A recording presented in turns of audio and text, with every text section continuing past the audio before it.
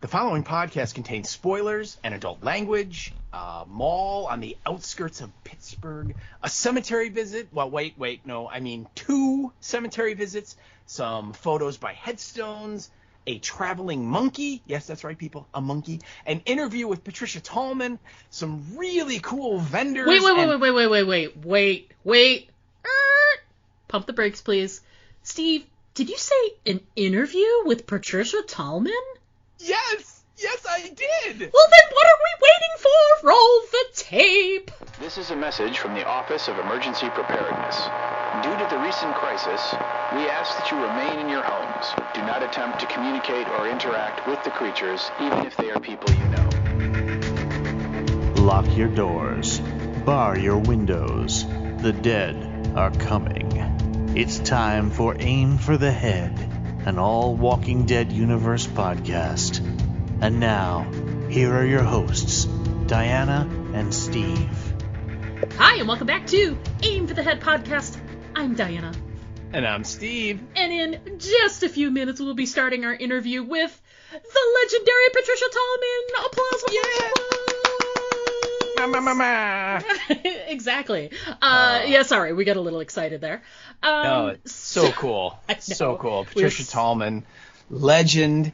Barbara from Night of the Living Dead 1990, as well as, extensive career in film, not only as an actor, but as a stunt person. And yeah, I'm so excited. I'm beyond excited. Just so we are checking in with the details for everybody before we get started, I wanted to remind people this is episode number 262, and this week we will also be discussing our trip to the Living Dead weekend in Monroeville. But before we get to that, without any further ado, let's get to our interview with Miss Tallman. Hey everybody, it's Diana and Steve here, and we want to introduce our special guest for this episode, Miss Patricia Tallman. Hooray!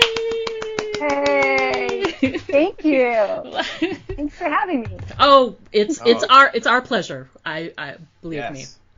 So super excited when you suggested this at the show. It was so great. So thank you so much for doing this. No, my pleasure. Yeah. So on that note, this interview, Steve and I attended the Living Dead weekend in Monroeville, and when we were at your table, this came about, and we figured we started off with, how was your experience? How was that weekend for you? I had a great time. Everybody's amazing. I love Pittsburgh, and so being in Monroeville and seeing some old friends, obviously, that's pretty hilarious. Of course. Having the cast together like that was pretty, special. You just don't take that for granted anymore. For sure. And I really loved seeing my friends. So that was very sweet. But no, everyone was great. It was such a good time. I'm amazed how these movies have been embraced, adopted, just turned into their own energetic little city of people who love them, and it's just amazing. It's amazing. That's a really great description. A little city. I like that.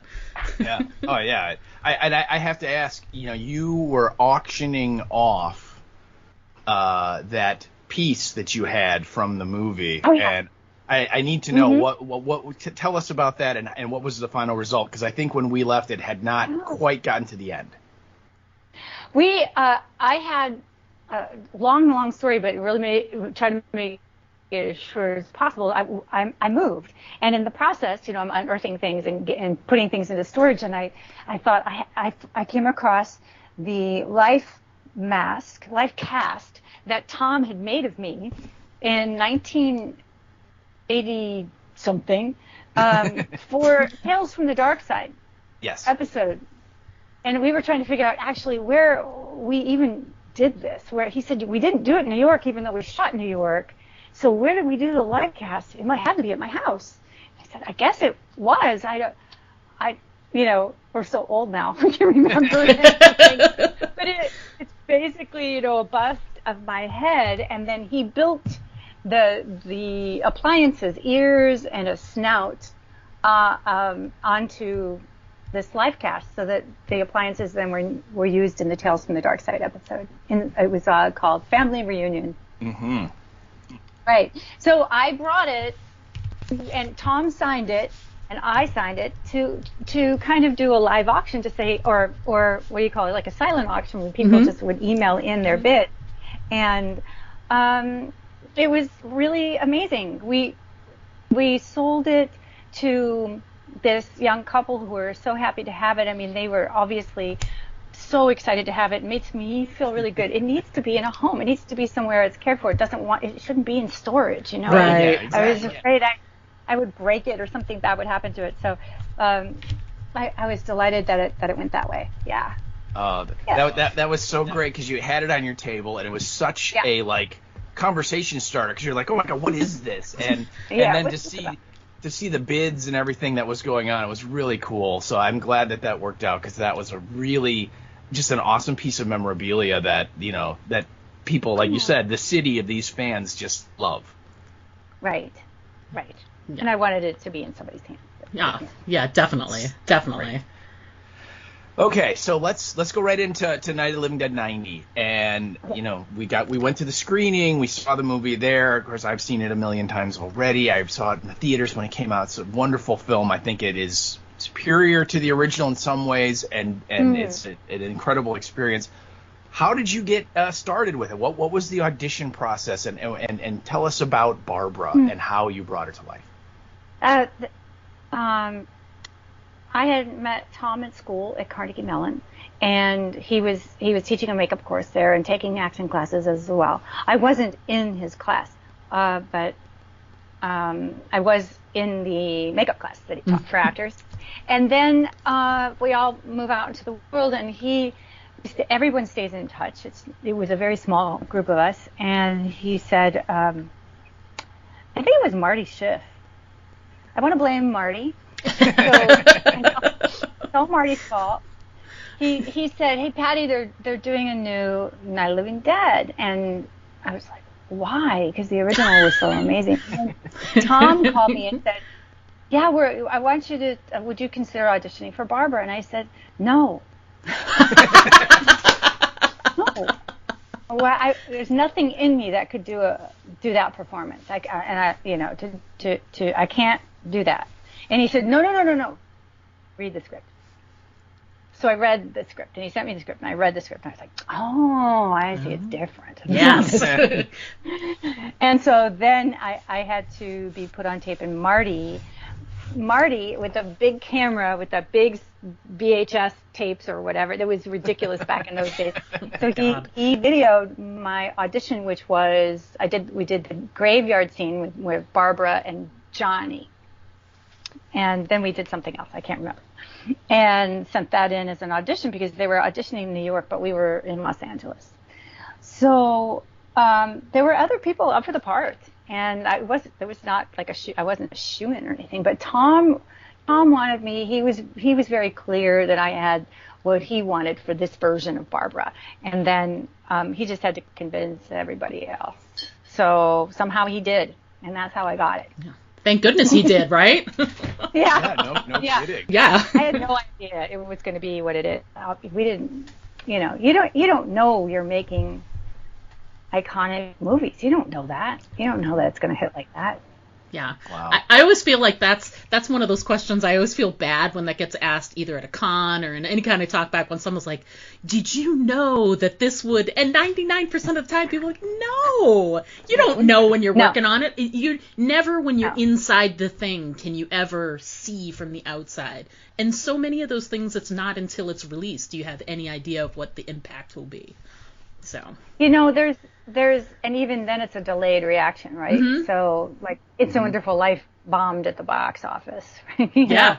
But there's also that magic that happens that if you could bottle it and sell it, they would, but they can't. So you can have the perfect cast, you can have all of these great actors, you can have a terrific script, you can have all the best crew, you can have the money you need, and it can still just turn out like shit. I know. You just have no idea. I know. Or it's okay, and it's not awesome. But then there's the weird little movie that just, I mean, reading the script, you wouldn't know, anything. It's okay. I think that's good, These people who we don't know them, I don't know, it's like, and it turns out to be like magic, some sort of the alchemy comes together, and it creates something special that we all love. Ugh. And that's, evidently something like that happened with Night of the Living Dead. It came together and spoke to people, but it wasn't a hit. It wasn't a hit at the time, but it's had legs. It's had some longevity because of it. Yeah.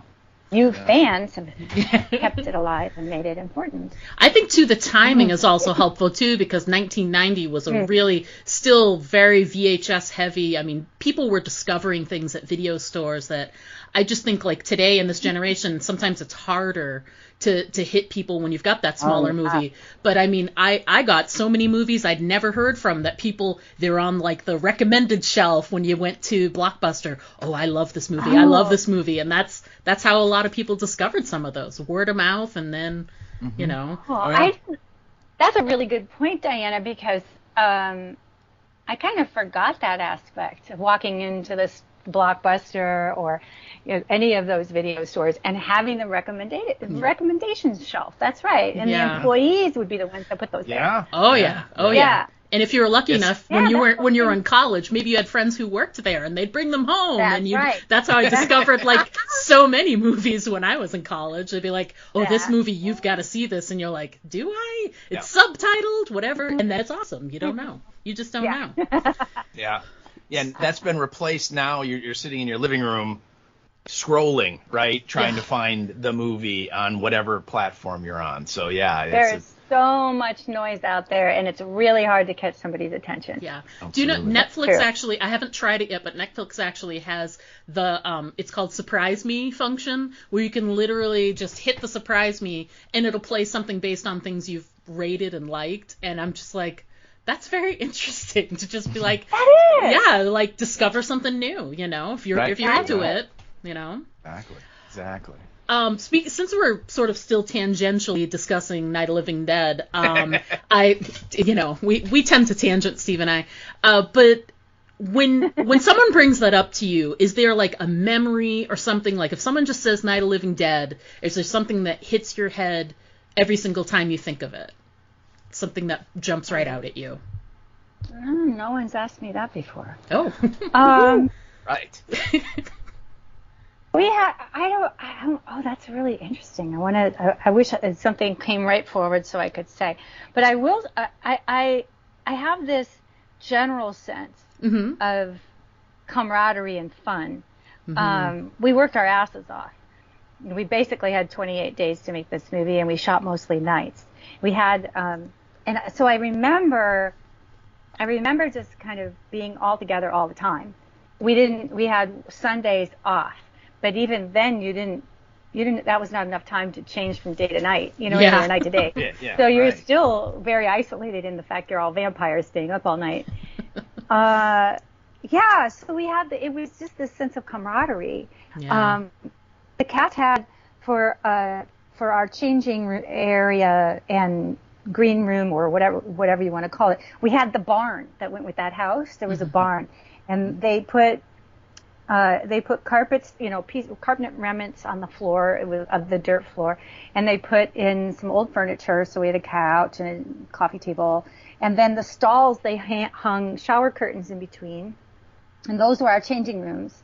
And we also had a couple of cots, like folding army cots, that we could put into one of those like stalls and take a nap if you needed, if there was enough time to do that. And so, but we were all together all the time. Right. If you're not on the set, you're in the barn because it's cold and rainy often outside. So it was really, what am I trying to say? Not claustrophobic. It was cozy. We had a good time. Yeah. I loved the crew. Everybody was great. They were all very, very supportive. I had worked with this crew, which was George Romero's kind of, main crew, on and off over the years on, like 5 or 6 different projects by that point. And so they were all cheering for me having the lead in a film. Right. Instead of being something else, like stunts or supportive or whatever. Right. And, and we were all in it together. first time I'd met any of the cast, but it all felt like we were fast friends right away. It was just ridiculous. Like, that just doesn't happen. Right. There's always pain in the ass, you know. And there wasn't. I mean, Tolles might be closest to being a pain in the ass, but he was such a lovable pain in the ass. You know, we always wanted to know what is he going to do next. We don't know. Yeah. That guy. Right.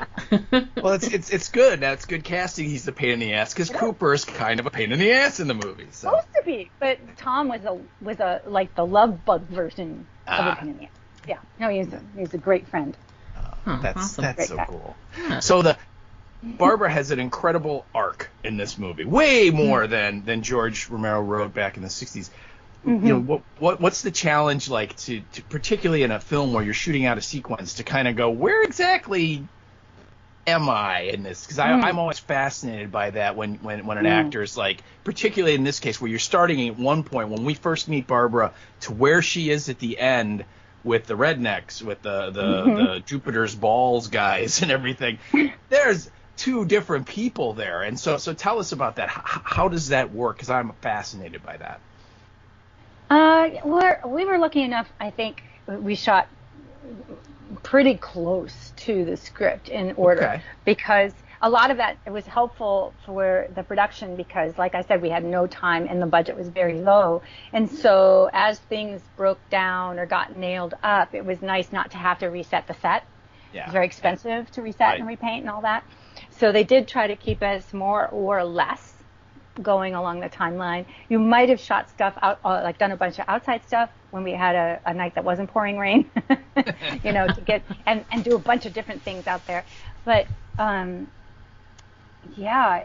Okay, so to be specific with what you asked about it, from acting, when you are shooting, say, out of sequence, it is really important to know what your intentions are and where you're moving, and to plan that out as best you can. Especially if it's a script like Night, where you're all in it all the time for like the whole thing, almost to the very end. We're kind of all in it all the time. Mm-hmm. So it's just it's really a matter of it's hard to explain. But to visualize, like you said, you've got a character arc. Visualize that arc. Where am I in any different scene? Where are those transitions happening? And then to talk it through with Tom, with your director, and make sure that you're basically on the same page, more or less. Because what happens is when you're shooting on your feet, often then new things arise and happen, and you want that to happen. But for the most part, you're sketching it out as best you can in order, and know that you need to hit these certain points at these certain positions in the script. So you're just in it's a lot of head acting, a lot of like, how am I doing that? Yeah. It's interesting. Oh, well, Barbara's a great character, and thank you. And again, to watch that transition, it's always one of the things that I really enjoy about this version of this story. So. And because I think we all expected the old Barbara, right? Because you're going to you know the iconic film, and Judy did an amazing job. I mean, that was very true to the. You know, you go into fight, flight, freeze, or fawn, and Barbara goes into freeze, and that's what happens. Right. But luckily, my character goes into fight, so that's just a different. Like, I could have frozen, and there is a part that she's like, you know. Yeah. But luckily, things kept moving and changing, and Tony keeps, Tony's character Ben kind of shakes her out of it, and now they've got an ally. Now they're together. Now they can, bounce things off of each other. And then what actually helps Tony in some level, I think Ben and Harry having their conflict in a way kind of keeps them, even though in the end it becomes destructive, but for a while kind of keeps them more from freaking out about the impossibility of what's happening outside the door. Right. That's impossible, and we could all go insane right now. But instead, they butt heads, and that kind of keeps them going until it destroys them. Yeah. Until the very end, and then not so good. Until the end. I know. And they both make some very bad choices. So you. And Barbara very bad choice. Oh, yeah. Pretty bad choice. So speaking of your castmates, you got to get together with them again on Living Dead weekend. Does that happen often? Or has it been a long time since you had like a sort of mini reunion like that? A bunch of us saw each other. Let's see, I think it was Tony, me, Tom, and Billy Butler. Is that right? Saw each other in Texas in September. Billy Butler and I have talked a bit, on and off. We stay in touch. And we were trying to get a podcast going because I think he's such a genius, but he's working all the time as a producer and director, so he's doing his own film. Right. So it just didn't come together because he's busy, which is a good reason. And whenever Tony and I text each other every once in a while just to say hi. I see Mosley, I bump into him sometimes in airports, honest to God. Wow. I bump into him like, what are you doing here? You know? It's so great. But having us all together with McKee in Pittsburgh was super special. I was hoping Katie would come, but yeah, Kate. I was hoping Kate Finneran too, and I said, "Come on!"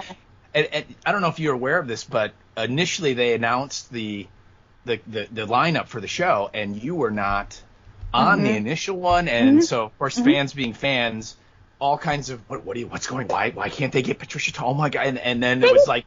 Me. I know. It was like either she didn't want to come or she has another I mean, everything you could imagine was being said, and then finally they announced it. It's like, thank you, yay! So it was so great. It took a while. We just had to.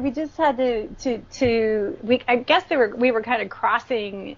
Kevin and I were crossing emails or something, wasn't communicating, and then I was like, I'm not going to be in the country on this date. It was getting really hard to figure out, but we did.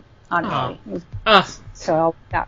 We're so glad. We're so glad. Yeah. It was super fun. Yeah.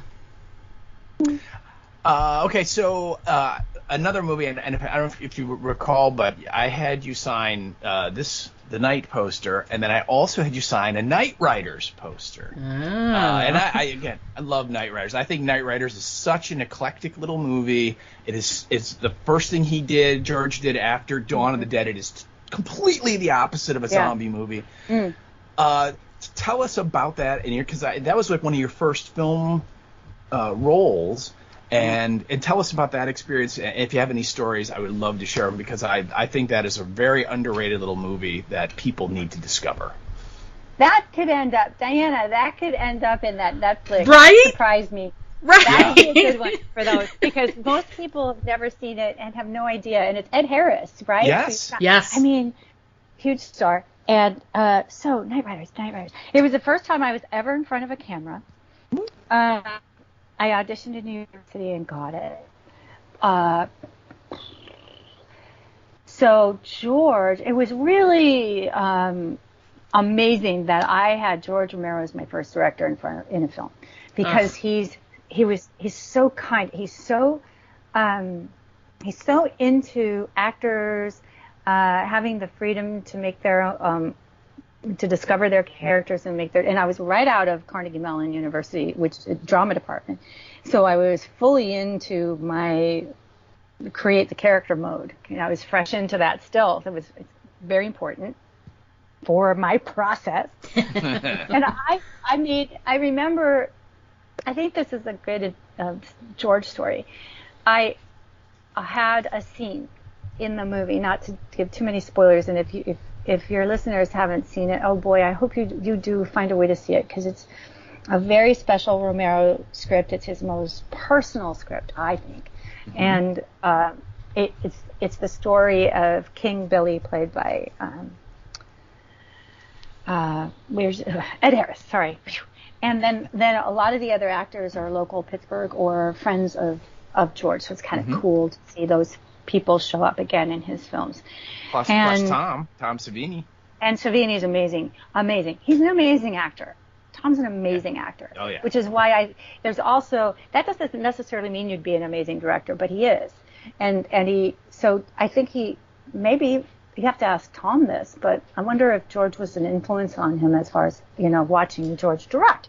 Right. But George didn't have any problem with letting this 21-year-old kid say, hey, I've got an idea for my scene at the end of the movie. And I had different ideas when the Friar Tuck character finds Julie, my character, and Gary Lottie's character in the woods, and he's saying, hey, you got to come on, you got to come. And he's oogling Julie, and she said, didn't you take some vows or something? That was my improvisation, and George loved it. He was like, that's great, good. And then at the end of the movie, when Gary's character drops me off, and I'm crying, I added that whole thing at the end, the teddy bear. When I leave the house, I wanted to bring a teddy bear, and he just let me do it. He just let me completely make up all this stuff. And I said, it'd be cool if I'm crying that then the light goes on in the house behind me. Yes. And we know my dad's up, and she goes, oh, fuck. Right? Right, yeah. And that was all what if the light goes on and we know that abusive dad is going to open the door? Oh. Yeah. And we leave her there. We never find out what happens to her. Right. That's kind of amazing, And they wanted to wipe, like Jeannie, who was the makeup artist, who was amazing. She wanted to clean up the running mascara because my character wears way too much makeup, as girls do at that age, and just letting the makeup fall down my face. And she wanted to clean it out. I was like, no, leave it. It's honest. It's what happens. True. And George just said, yeah, that's how amazing. I had no idea how remarkable that was to have a director just really embrace an actor, especially somebody so young and such a newbie. Wow. And then that just, was so empowering and helped me to give my all. It was really sweet. Oh, that is so cool. Thank you. Yeah, it sounds like he was amazing to work with. Just amazing person, an amazing director. Just sounds like he was a great person. Indeed. I gotta ask, because you're a very lucky person to have been involved with two very separate but very passionate nerd fan bases. And I gotta ask, do you find that the Night of Living Dead fans or the Babylon 5 fans are more passionate than each other? Oh, interesting. So what I'm finding, I could be, it's just my perspective, and I could be wrong, but it seems like that the Night of Living Dead fans are more focused. Okay. They're so deeply focused and specific on what is it? It's thriller, horror, and the movie. They go down deep rabbit holes with and his movies, and whatever. It's just amazing. What I find with the sci-fi fans, that they have a lot of distractions. There's so many different Star Trek, Star Wars, and everyone's pulled and have a lot of different directions. That's true. But everybody seems to be very invested. True. I think, because I'm a huge nerd. I'm a huge fan of things myself, and those things make me happy. They give me hope in the future. The things that I love, like Harry Potter, Lord of the Rings, right? Star Wars. I'm an original Trek fan. Wow. That kind of stuff. I just think that gives us, we puts us into our happy place, and especially with the world being so stressful. True. It's really important. I don't know if I answered your question, Diana. You actually answered two questions, so thanks. Because I was going to ask about what kind of things do you find passionate or that you nerd out about. So thanks. That's okay. Two there. So check and check. Check and check. Head of the class. So in addition to acting, you've obviously had an incredible career as a stunt woman as well. And I know at the Living Dead weekend you told some amazing stories about I think the one story that comes to mind the most is the story about The Stand. Oh. And so if you have any if you could tell us some stories about being a stunt woman in that part of, in that era, would be fantastic. It is interesting. It's a different time to be a stunt person. I really don't know what young stunt people are, what skill set they find is valuable. Maybe it's the same thing. I've been out of that loop. But back in the day that my high, what you call that, the peak period of my career as a stunt person was in the 90s and early 2000s. But we were really doing the thing. And, a lot of stunts were very dangerous. So it was a deeply focusing what you're doing. Yeah. One of the things I loved about doing stunts was that I was on the set. I was in the business that I love, making movies, especially having to do with action, which I love. But I was in a different capacity. I love telling stories through action, not necessarily violence, but just action.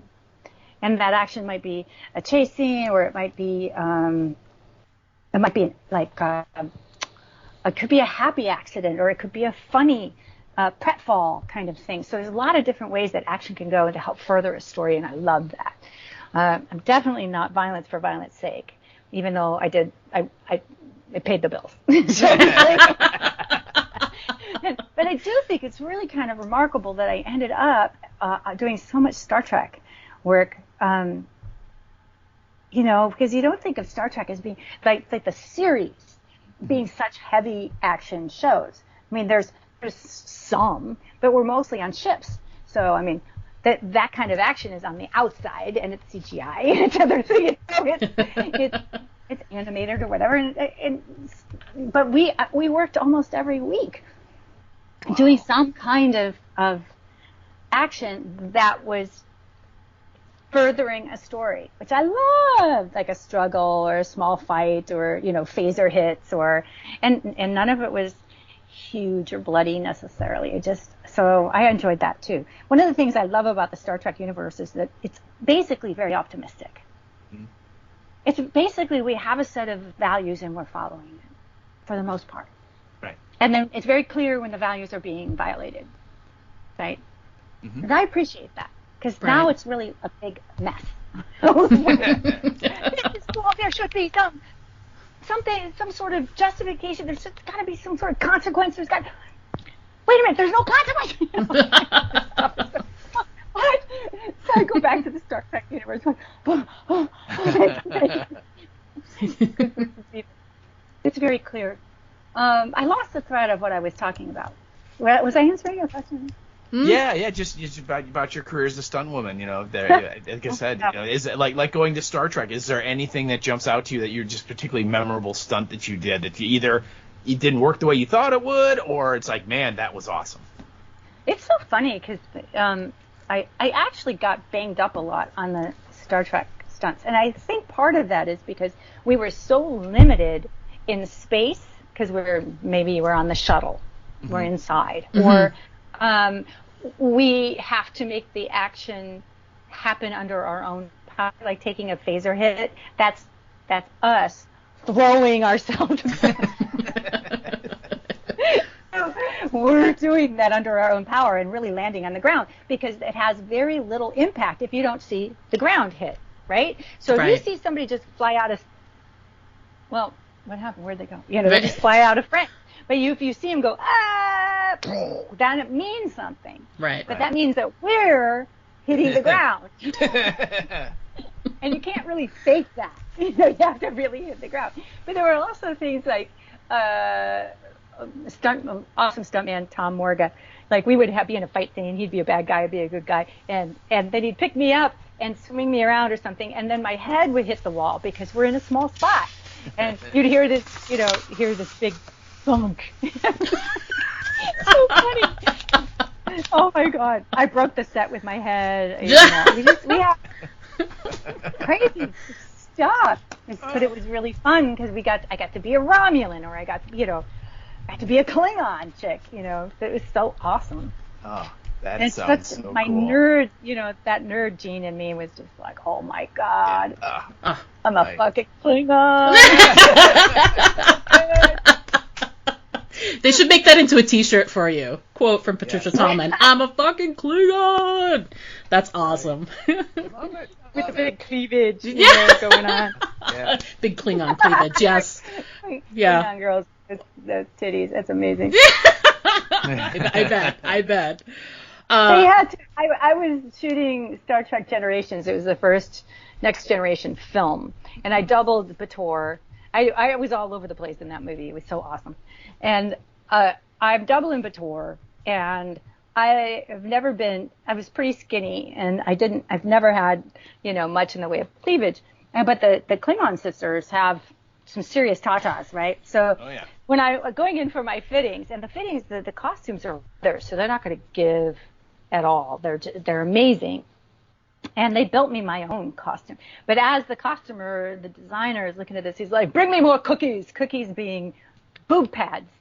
So I think I had 3 sets on each side of boob pads, pushing my girls up to look anything like Gwyneth, nuts.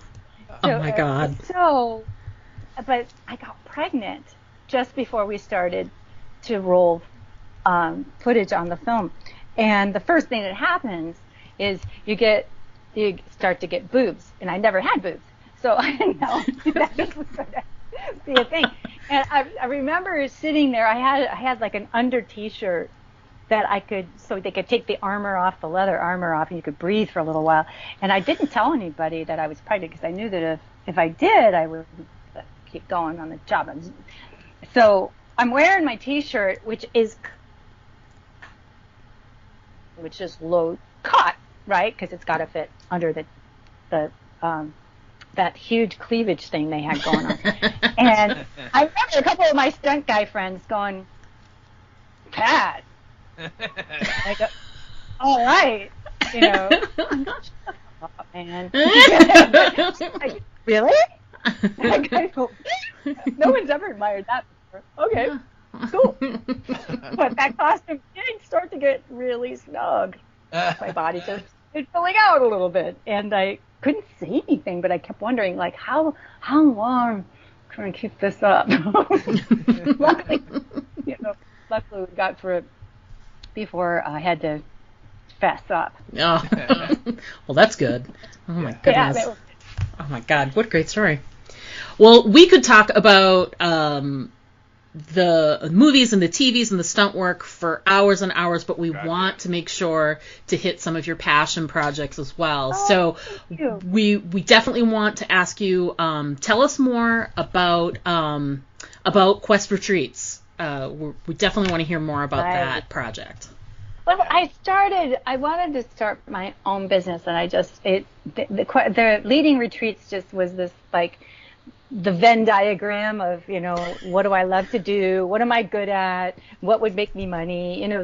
That in the middle there was some sort of travel opportunity. And I love taking care of people. So I developed it's a small group retreats that that hit those nerdy points that gets me excited.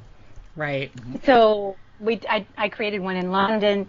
So we do things that were Harry Potter, that were Charles Dickens, that were haunted, that had a lot of great history because I love history and I love London. But we didn't do the main London stuff because anyone can do that, right? Anyone can do that. But I wanted to hit where Doctor Who was shot. I wanted to do that. Absolutely. We got to go to some cool restaurants and see some weird stuff and just hit off the beaten path kind of things. And so it was so much fun. I got us tickets to the Cursed Child with the original cast. That's Harry Potter. Yeah. Once you land, I take care of everything. I have you picked up at the airport, and you never have to worry about another thing. My next one coming up is in Africa. We're going to Zimbabwe, Botswana, and South Africa, and it's just before Christmas, and it's going to be so fun. I'm really, really, it'll be amazing. But that's the kind of thing I love to do, as far as Quest Retreats is concerned. And then I also am a personal development junkie. I love all this personal growth stuff. I want to find out how to make your life really rock. You know, so I try to slip that in, and we talk about that kind of stuff. I love community. I love bonding. I love the small group. I take like 12 people max. I want to be able to make sure I can keep an eye on everybody. And, yeah, it's fun. Thanks for asking. Oh, yeah. my pleasure. I mean, it just sounds like such a great experience, especially anything that's in a small group like that, where people feel like that, there's a lot of attention being paid to you and attention paid to the details. That's definitely very, very cool. Kids, like, exactly. I want us to all have a seat at the table. This is, it's all us, and right. I try to make it super special so that we all feel special. That's what I want when I go on a trip. I want to feel like I have the behind the scenes access or something. Right. You know what I mean? Yeah. Exactly. I want that. Yeah. So that's what I'm looking to do, and I pick places that get me excited. I know there's a million wonderful places on the planet that we could plan trips around, but it needs to be something that speaks to me, because then I can lead it. Of course. I can curate it. I can figure out. When we did the New Zealand one, we did Lord of the Rings from the top of the country all the way down to the bottom, and we just followed the Lord of the Rings. And I completely was a huge nerd, and I found actors that could come by. I found the perfect driver guide who knew everything. We dressed up. We were like a bunch of grown-ups in capes, swords, and we just had the best time. Sounds awesome to me. Yeah. It was so fun. We stayed from everywhere, from like the Chateau Tongariro to this really funky, motel court place. Right. We just stayed at everything, all different kinds of places. Really, really modern, really, really funky. Just whatever, depending on the proximity of what it got us to. And then these happy accidents happen, right? So, my friend Jed Brophy, who was a dwarf in one of the Hobbit movies, and he's been in all the movies. He was one of the Black Riders. He's just amazing. Wow. He's the orc that says, "Oh, Glenn." Oh, you can't hear me. I went, what was Jed's line? It's a famous line, and then that sequence ends with, "Meat's back on the menu, boys." So I found him, and we had gone to Hobbiton, and I said, "Hey, Jed, do you want to join us for dinner at Hobbiton?" And he's like, "Yeah." So he showed up to surprise everybody. It was hilarious. And then we went to Edoras, where they shot Edoras, and that we had to go on a special Jeep tour because you can't get in there. It's private land, and so they have to have a special concession. You have to hire these special vehicles. The driver of our vehicle turns out to be the Academy Award winner for Best Sound for Lord of the Rings. Stop it.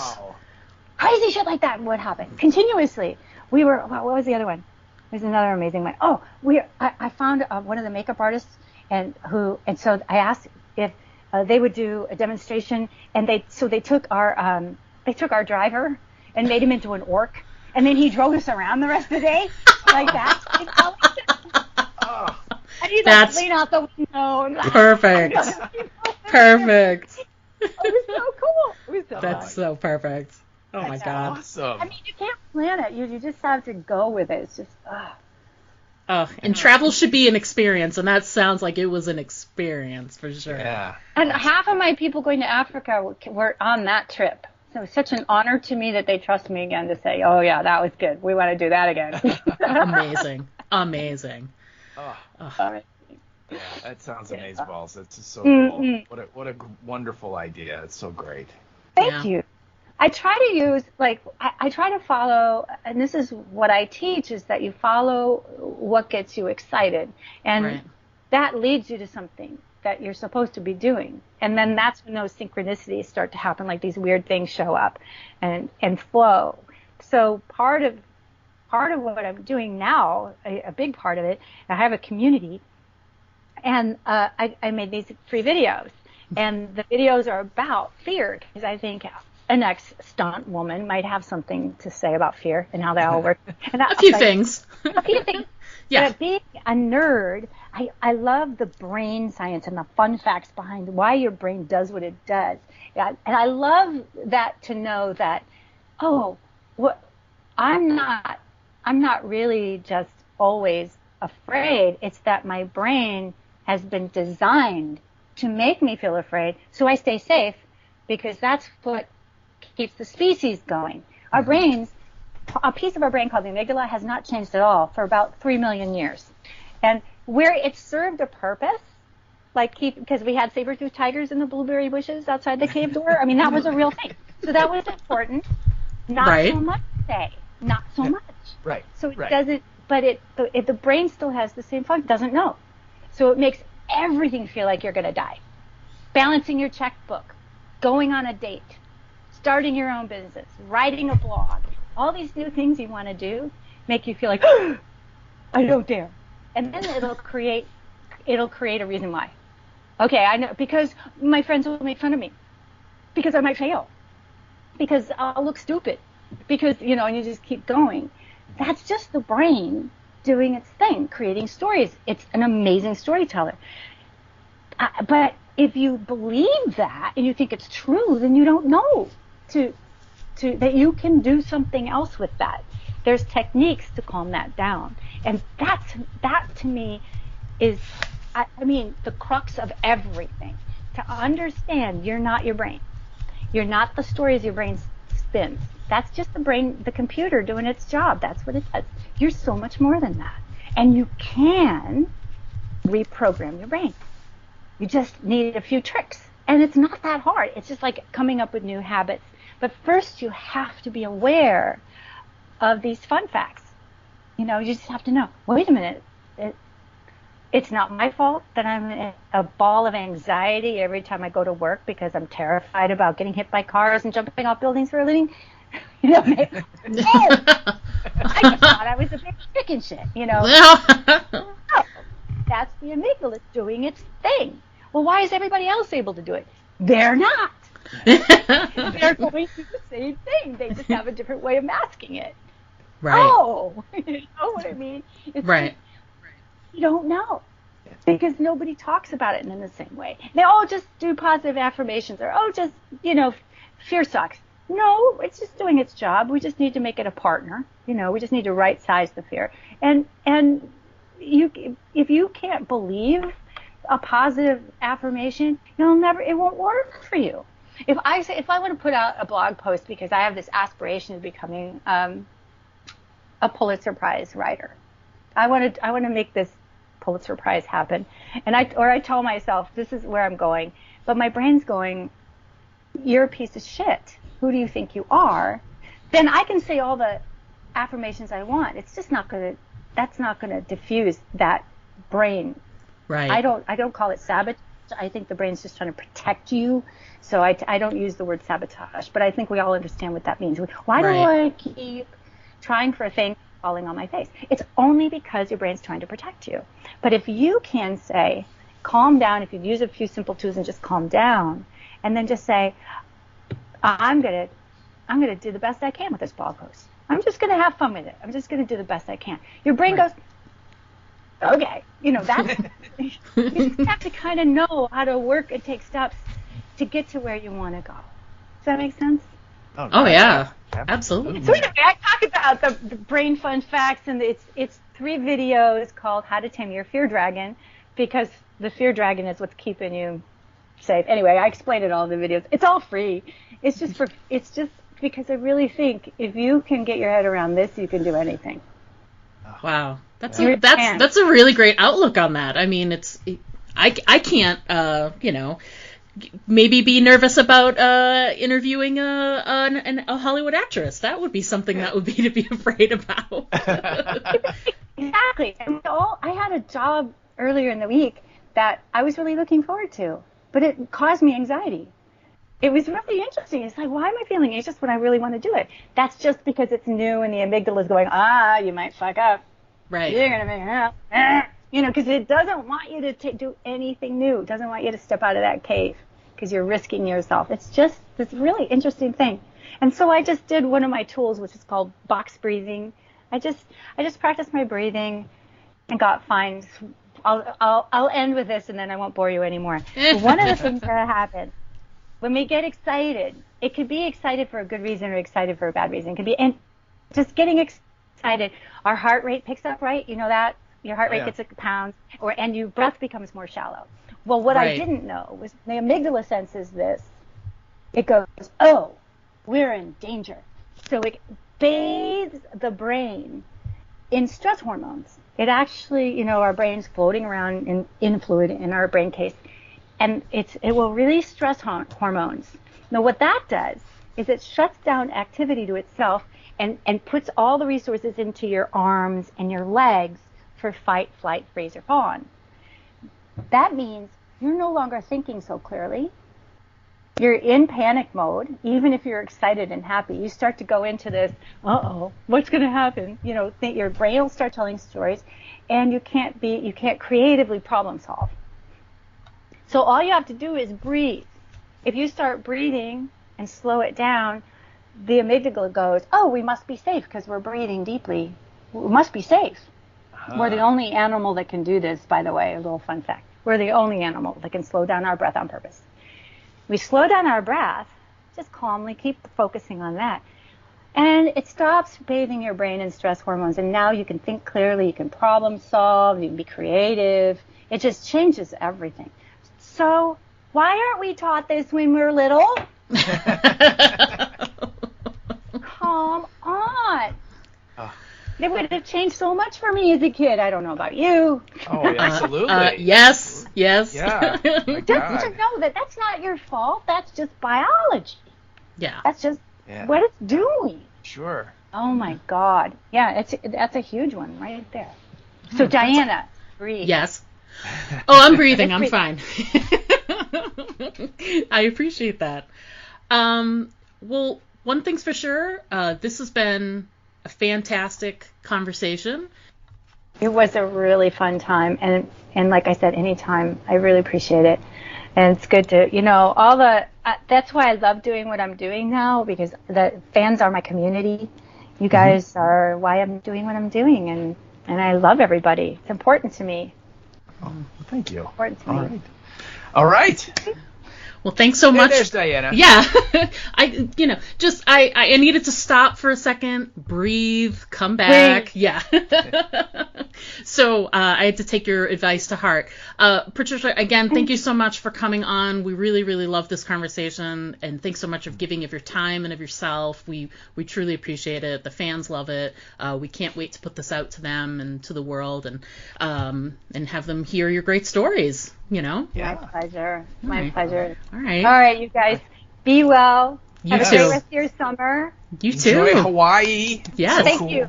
And let me know what you think about the video series. Let me know what you think. We definitely will. I want your input. I really do. Okay. We will. Thanks again, Patricia. We really appreciate it. Bye now. Well, that was amazing. Was it amazing?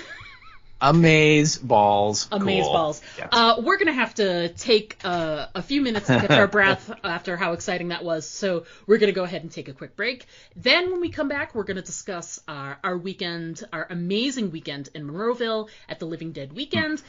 We've got some listener emails to get to and some comments we've received recently. And we're going to discuss what's coming up on the podcast. Stick around. We'll be right back. The following is an emergency action message. Civil authorities have identified a biological threat that they deem credible. This threat could potentially affect the entire continental United States. The dead are returning to life and attacking the living. 911, what's your emergency? There's a man off the bed and he's attacking another man. Looks like he's biting him, like on the arm. The initial signs are puzzling, unclear. Getting pulled out of their cars and thrown to the ground. It looks like the bus passengers are biting their victims. Soon, however, the reality is clear and undeniable. The crisis involving the recently dead continues. Parliament today passed a law that requires all bodies of the recently deceased to be registered and turned Toxic over. Bag Productions has captured the sounds of the zombie apocalypse and brought them to your gaming table. Background ambiances, zombie attacks, and radio transmissions that set the scene for your modern zombie adventure. Download MP3s from DriveThruRPG.com or ToxicBag.com. Hey, this is Patricia Tallman, and you're listening to the Aim for the Head podcast with Dianna and Steve. Don't forget to always aim for the head, because Body shots just don't work, and I should know. Thank you so much for the interview, Patricia, and thanks for the plug. What a gal. And we're back.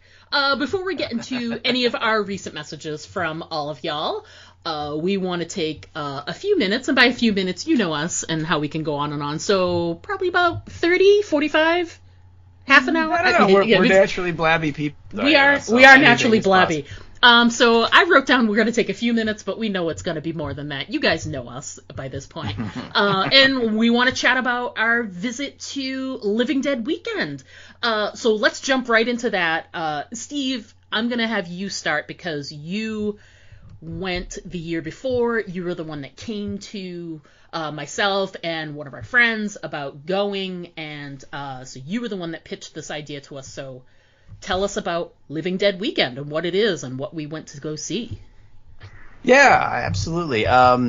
It was, and actually this started, this crazy journey that we went on started, I want to say, in 2019, when they announced that the Living Dead Weekend in Monroeville for 2020, and it was going to be a reunion of Day of the Dead, George Romero's Day of the Dead, and Return of the Living Dead, and they had huge cast reunions set up, and I was super excited. I told you about it. I told a couple of our friends about it, and everyone's like, "Yeah, that'd be so cool. Let's do it," And so, of course, we go into 2020, and it was supposed to be in like June because that's when they hold the Monroeville one, and of course in like March or early April of 2020.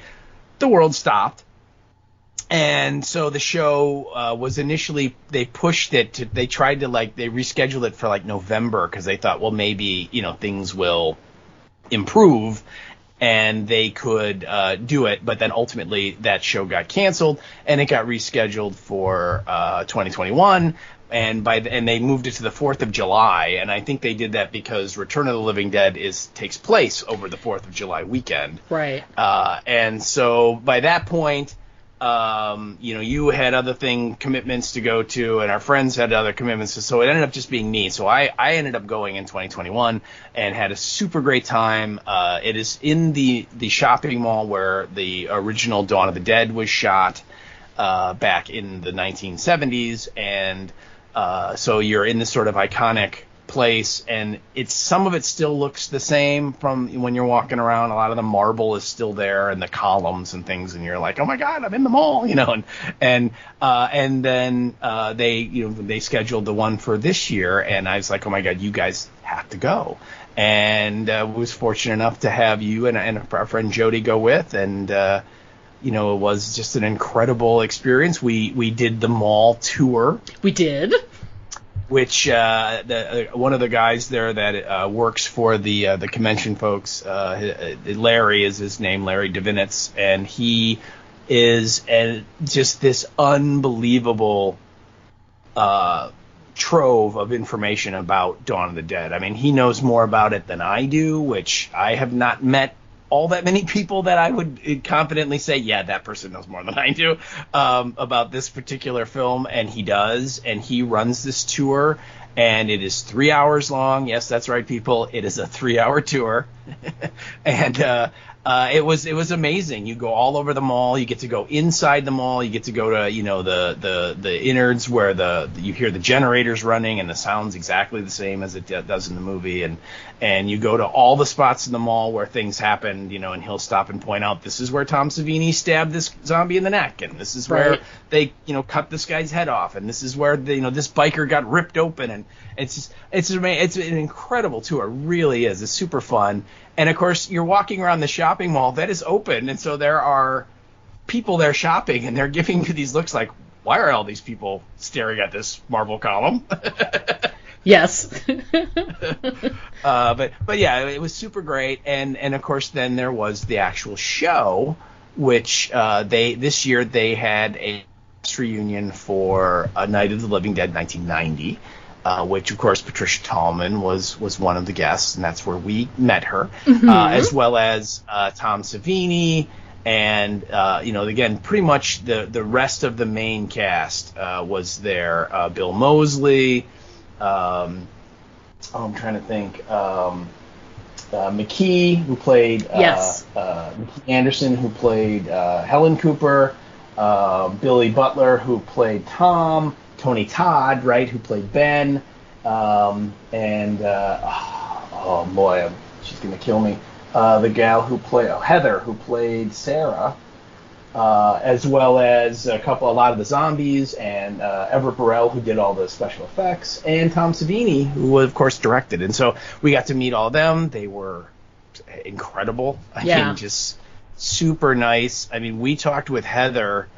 Oh my God, so long. I mean, yeah, just, she was just it was great. I mean, it was just this very organic conversation. It didn't seem forced. It didn't seem, like, oh my God, why are you still talking to me? You know what I mean? It was great. And they all were super great. What else? We saw a screening of 1990 in the movie theater. And that was super cool. I know, for you, that was probably the first time you'd ever seen that movie in the theater, correct? Correct, yes. Definitely had seen the movie, but had never seen it in the theater before. So that was such a great treat. Yeah, that was super fun. That was on Friday night, I think, right? Yes, the Friday night of the weekend, yeah. We did the tour, and then we went, and we went to the movie and saw that. And then there was also a lot of Dawn of the Dead, the original Dawn of the Dead people there. In particular, Ken Foree, who played Peter. Obviously one of the leads from that movie. A ton of the zombies and bikers and so on were there. And there was also people from Day of the Dead and people from a lot of the other George Romero movies, because, surprise, surprise, George Romero tended to use the same people over and over again. And so once he liked you and used you, he would probably use you again. And so for a lot of these people, they were a zombie in Dawn of the Dead when they were in their, teens or 20s, and then, 6 years later they were a zombie in Day of the Dead, and then, 10, 15 years later they were an older zombie in, Land of the Dead, and so it's just constant, right? They're just constantly being recycled and being used, and so they were there, and it was just a super amazing time. Lots of cool people, and we got all kinds of great pictures, and of course got my posters signed, and yeah, it was super great. What memories for you stick out from that experience? I loved the movie screening. I thought that was great because it reminded me of I've mentioned it to you before, but maybe not on the podcast. But when they released the extended editions of Lord of the Rings on DVD, they also released them into the movie theaters. And here in Chicago, they played once a week for 3 weeks in a row. It was like on a random Tuesday night. It was like in August. And it was when you sat down, and these movies are like 3 hours apiece when they're extended.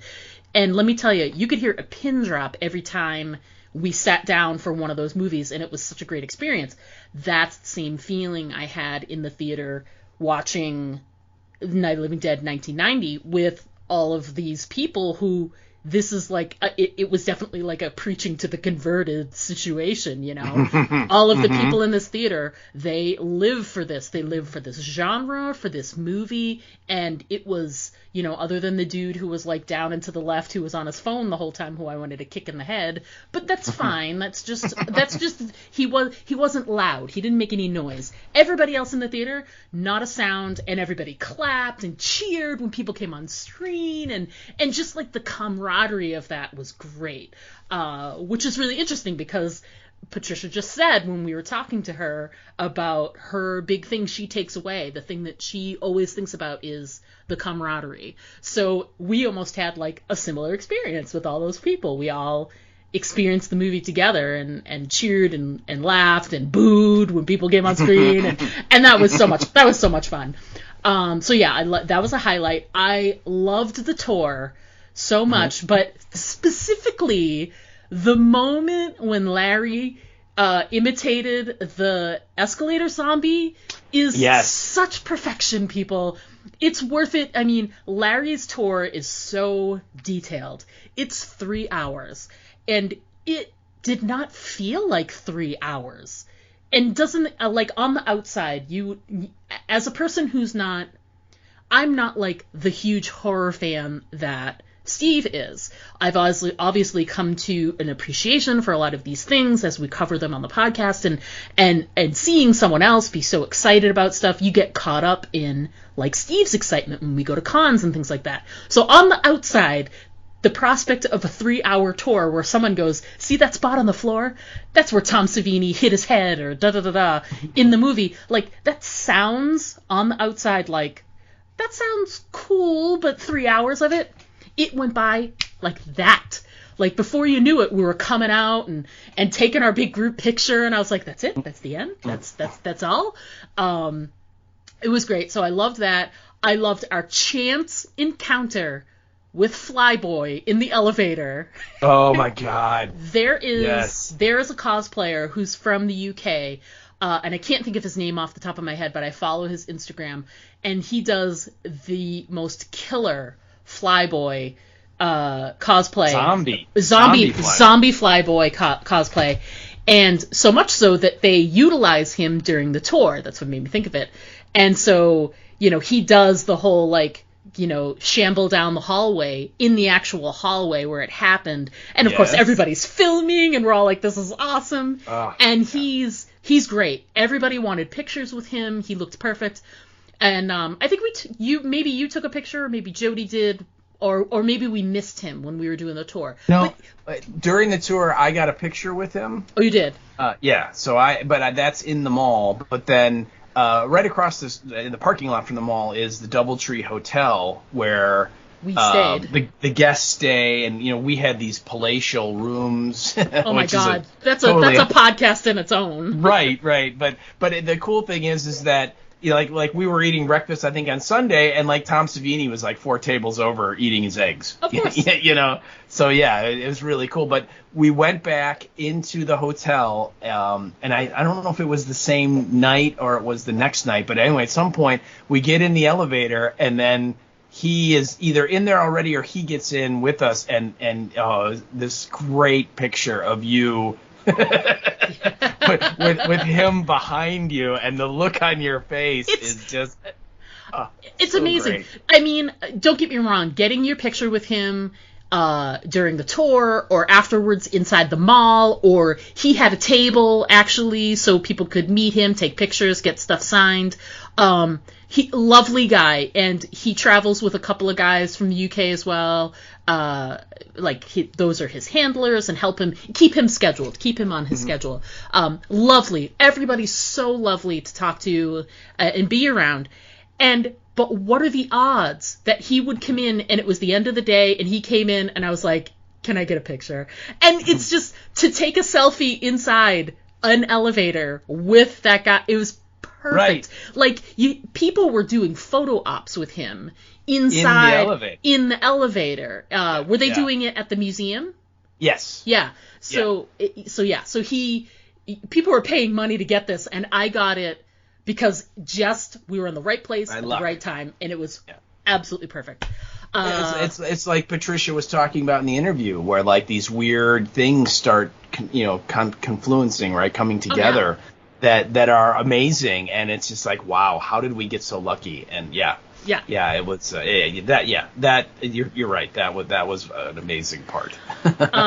And you just said his name a hot second ago, the special effects guy. Oh, Everett Burrell. Everett Burrell, that's right. I should have remembered that name. Talking with him, I think his conversation out of everybody at the tables, and everybody was lovely, and everybody gave of their time. We had some fun stuff with Tony Todd. Obviously, we connected with Patricia very nicely. We had some great moments with Tom Savini, and countless other people. But the conversation with Everett was so amazing. He's just a wealth of knowledge. He's got great stories to tell. So if you go to a convention and he's there with the cast, and you have got to go up. He keeps a laptop on his table, and he just runs this behind the scenes footage that he has of putting together, the special effects and the shots and all this stuff, and it's wonderful. Like, you're trying to talk to him, he's got these great stories, and then you look to your right and you're like, oh my God, what's going on there? It was fantastic. he was probably my favorite in terms of like conversation, like person to talk to. Just a great weekend overall, and that's just at the mall. Right. We did some sightseeing. People, we had adventures. Okay. Oh yeah, we had adventures. Yeah. We flew in on like Thursday, like we got in at like noon on Thursday, and the show didn't open until Friday afternoon, so we had all day Thursday and Friday morning, and so we from Pittsburgh we drove to Evans City, which is north of Pittsburgh, which is where the cemetery from the original Night of the Living Dead is, and we followed the map quest and got there and drove in, and I mean it is a teeny little cemetery.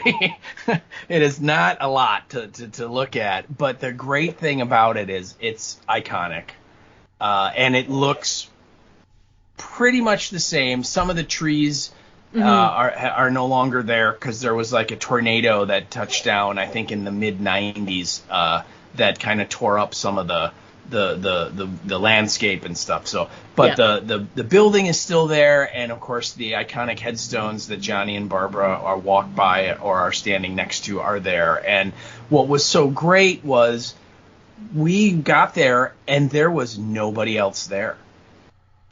And we had the whole cemetery to ourselves to just kind of walk around and pose for pictures, and there was nobody in the background, and I mean it was just I couldn't believe it. I thought for sure that we would get there and there'd be a line of cars of people like us who are like, oh, let's go see the cemetery, you know. And it was great. And so of course I had gotten some screen grabs from the original night and had filmed, on my phone and brought stuff so we could like find the right headstone and then look at, okay, this is how Judy O'Day is kind of cowering in it. And so then we have pictures of you cowering by the headstone. We have pictures of Jody cowering by the headstone, and we were kind of posing Jody in various spots as like she became our Barbara. And it was just so great because, again, we could do whatever we wanted because there was nobody there. It was so amazing, and incredible experience. I thought that was just so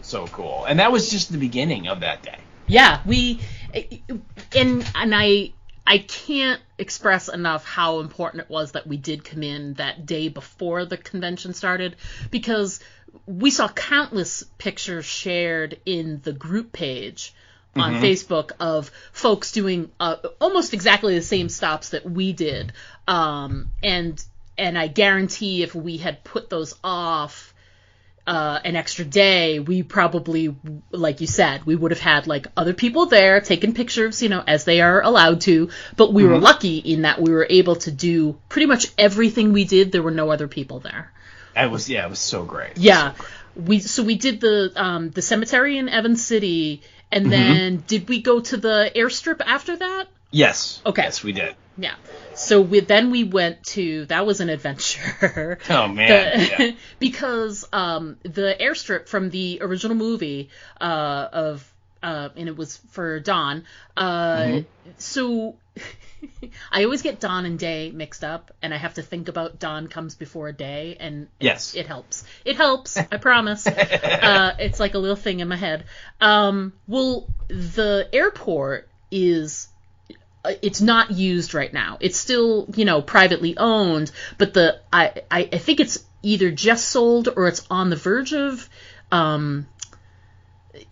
basically, they're going to, at some point, they're going to be developing something else there, and that site won't exist anymore. So, first of all, timing-wise, that's great. But it's also kind of in this slightly remote location. It's this community airport. It's like a small rural airport. And the way to get to it is literally this road that goes behind other houses. Now, consider in like a city... this would be like going down the alleyway in Chicago. You're going behind these houses, and you can see all of their backyards. It's very similar, except this is a dirt road with like potholes and water and whatever. And we're going down this road in our rent-a-car, and we're like, is this correct? And we get all the way to the end, and we're like, oh, yes, it's correct. And you can see everything, the building and everything's there. Now, because it is private property, there is a fence there. We want to let people know. But we were super lucky because about 5 minutes after we got there, and we were prepared to take pictures through the chain link fence, and Steve had said, he'd seen people had taken like maybe a picture or two of like the one building structure that's there right by the front, because it's really close to the fence. So you could like hop the fence, take a couple pictures, hop the fence back over. So we were, considering, do we hop the fence? Do we take pictures through the fence? What are our options here?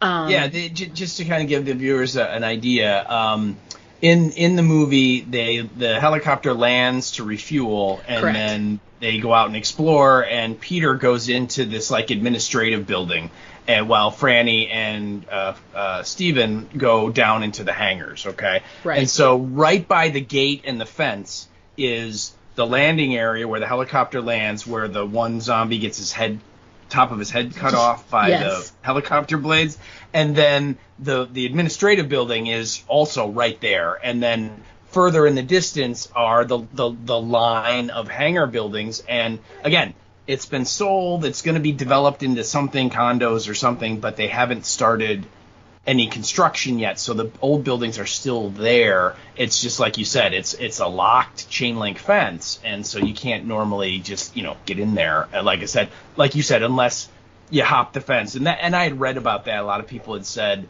you can stick your camera through the fence to get pictures, and some of the more adventuresome ones are like, I just jumped over and took a picture next to the building or whatever. And so I was totally prepared to do that. However, continue.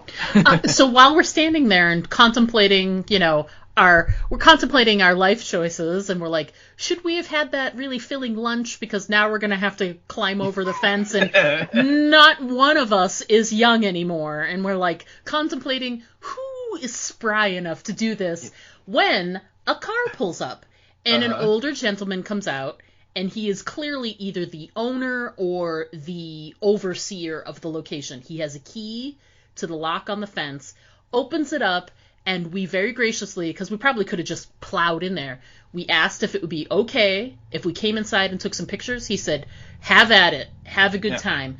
The only thing he said was the windows of the administrative building had been broken, smashed. He's like, so, some kids came in there and decided to destroy a lot of it. So he said, just be careful. There's a lot of broken glass in there. That was the only thing he told us. Other than that, he's like, do whatever you want. He was like, have at it. So we did. We went inside the admin building. We took a bunch of pictures inside, outside. And then we went, you go sort of down the hill. And then all of the hangars are down further down. There's the actual strip itself sort of stretches around the hangars sort of in a loop. You can there's the building that has it's the blue building, right? And it's got like is it a checkerboard roof? It's a checkerboard print, which you can see it's very far. It's the farthest building away from the administration building, and you can see it in the movie. Yeah. And it's still painted and looks exactly the same. We took a million pictures there. We looped around and took pictures of all of the pictures of the hangars. It's all very sort of broken down now, but it took some great pictures. I took some black and whites, and they came out awesome. And it's still, the structure is still intact, but there's parts of it that are starting to fall a bit. And then, we looped around, we came back up the hill, heading back towards where we came from. And then the last thing we did was really the concrete pad where the helicopter landed itself. And, that's where they're supposed to pump the gas and blah, blah, blah. And there was previously like a light pole that was there that had actually fallen. Or it had either fallen, or maybe they took it down or something like that for safety reasons. But we got pictures over there and everything. And it was great because I think we were able to take probably about 90% more pictures than we would have if, we didn't have access to that place. Oh, yeah. No, I mean, we did. We had unfettered access. And again, we had it all to ourselves. Yes. And I think it looks, based on pictures that people posted over the weekend, it looks like, people people aren't stupid. They know that the convention people are going to be here this weekend. So he may have already planned to come by, unlock at a certain time or whatever. And it looked like people were able to take some pictures from inside, just like we were. Now, whether or not the gate was unlocked or whether they jumped, we don't know. But they probably had to deal with more people, and we did not. It was literally us and the guy, and that's it.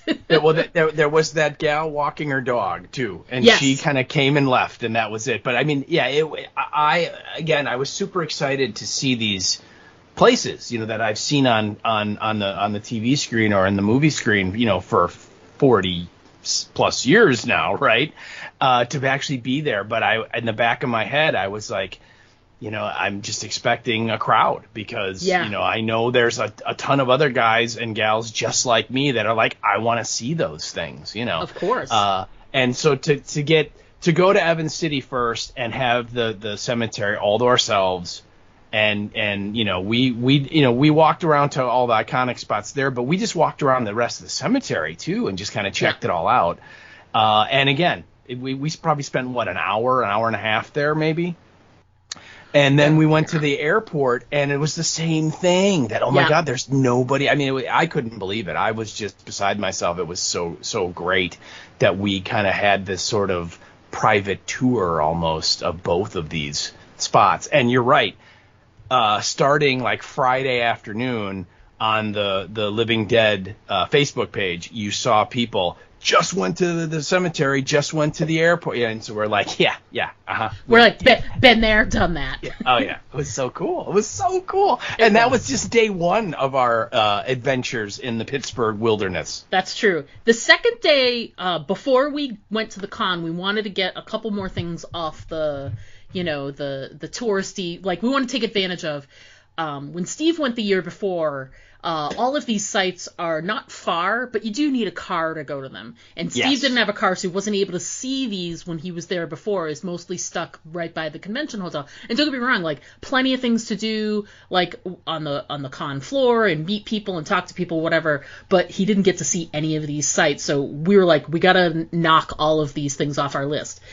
Yes. So a small world thing is that a good friend of ours that we've done theater with here in the city is from that area, and he lived in LA for a bit and was working there in the industry and needed to live with his family back, like near his family. He's got children, and people will say it's a lot easier to live when you've got children near your family. So our friend Michael, he messaged us like 2 days before. He's like, why are you guys going to be in my backyard? And it didn't even dawn on me that he lived in that area. So go ahead. What were you going to say? I was just going to say, but he doesn't actually live in Monroeville, but he does live in the general Pittsburgh area there, which turned out to be so bizarre because he lives in the town where the Night of the Living Dead 1990 locations were. And so we again, so continue, just the weirdness, but I was just like, seriously? Really? What? Yeah. What?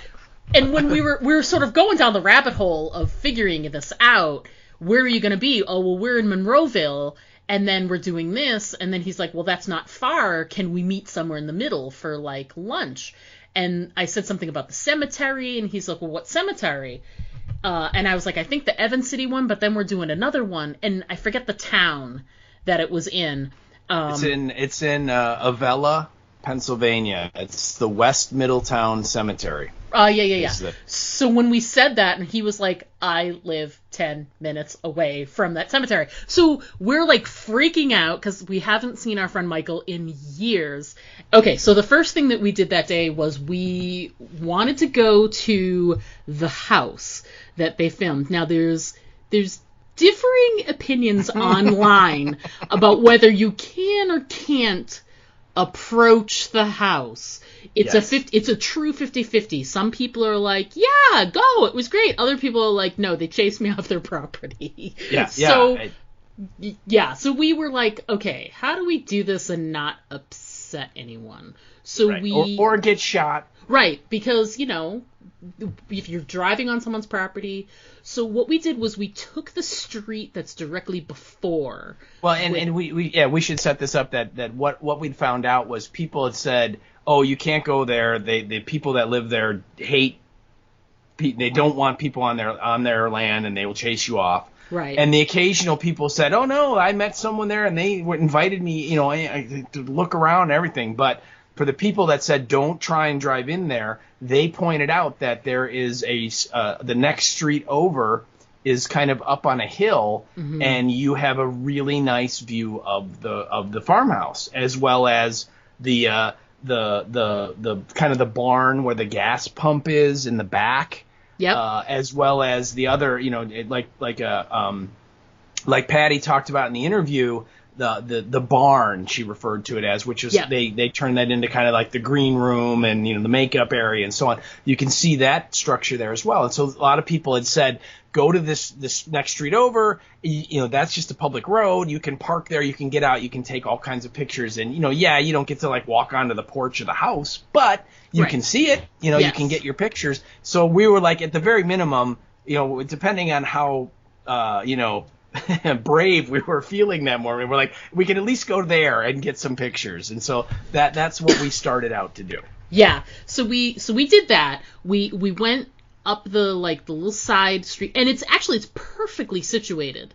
You know, God, it's really high up this road, and I must say, for people that are not aware, if you're from a very flat area, be prepared when you drive around, because that section of Pennsylvania is hilly. Oh, my goodness. Very hilly. Yes. It was fine for me because I grew up in areas that could be hilly like that, because the Northeast has a lot more structure to it. The Midwest, however, flat as a pancake. Oh my God, yeah. It blew me away the first time I was there. Just driving from the Pittsburgh to Monroeville, mm-hmm. You're like going between these, you know, mountains basically, and going through these massive tunnels, right, that go mm-hmm. through the mountains and the ridges, and it's unbelievable. And the houses are built on stilts right on the side of things. I mean, it's crazy. But the thing I remember the most about this farmhouse, and you can tell why they picked it, is that it looks isolated. I mean, you cannot see a neighbor's house anywhere. You know, I mean, I think there was one angle where you could see any other type of, you know, human dwelling, and that's what they wanted, right? They wanted this sort of isolated in the middle of nowhere, so there's nowhere to go, there's no one to help you, and oh my God, it is it. Yeah. Oh God, yeah. It's perfect, and it really evokes the feeling like from the first movie. So it's just it's incredible. So we did take those pictures from up on that rise. They look fantastic. You get a really great shot of the whole property, and then you're not like impinging on someone. Now I will say we did just check and see if anyone was home. So we pulled up the driveway. It didn't look like anyone was home. We didn't go all the way up to the house. We went about halfway. We took a couple of pictures from that perspective only. Like I said, we didn't even get out of the car. I did. I got out of the passenger seat and took a couple of pictures, but I did not walk any further away from them. I mean, I was like right there. I was waiting for someone to come out of the house and be like, you know, get the hell off my property. Right. So we very respectfully, we just took a couple pictures, and then we slowly backed down the driveway and left. Yes. So that was great. I mean, the pictures, I'm glad we got a couple of shots very close to the house, but those pictures from up above are fantastic. So I highly recommend it if you're in the area and you don't want to deal with, like, are they going to hate me or not hate me? Just take that street directly before the driveway, get up on that rise, take those, they're fantastic. Great access. And then from there, we were going to meet our friend Michael at the cemetery because he had to do like a call with a client or something, and he's like, I'll just do it from the cemetery and then I'll meet you there. We're like, oh my God.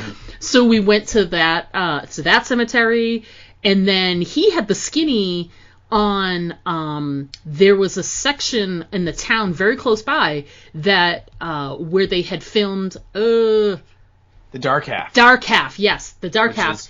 Another George Romero film from the 80s. Yeah, and he said that one of the storefronts was still looked almost exactly the same, and not only that, but they still had like a sticker on there that had the name of the police station, like the police force from there. Yes.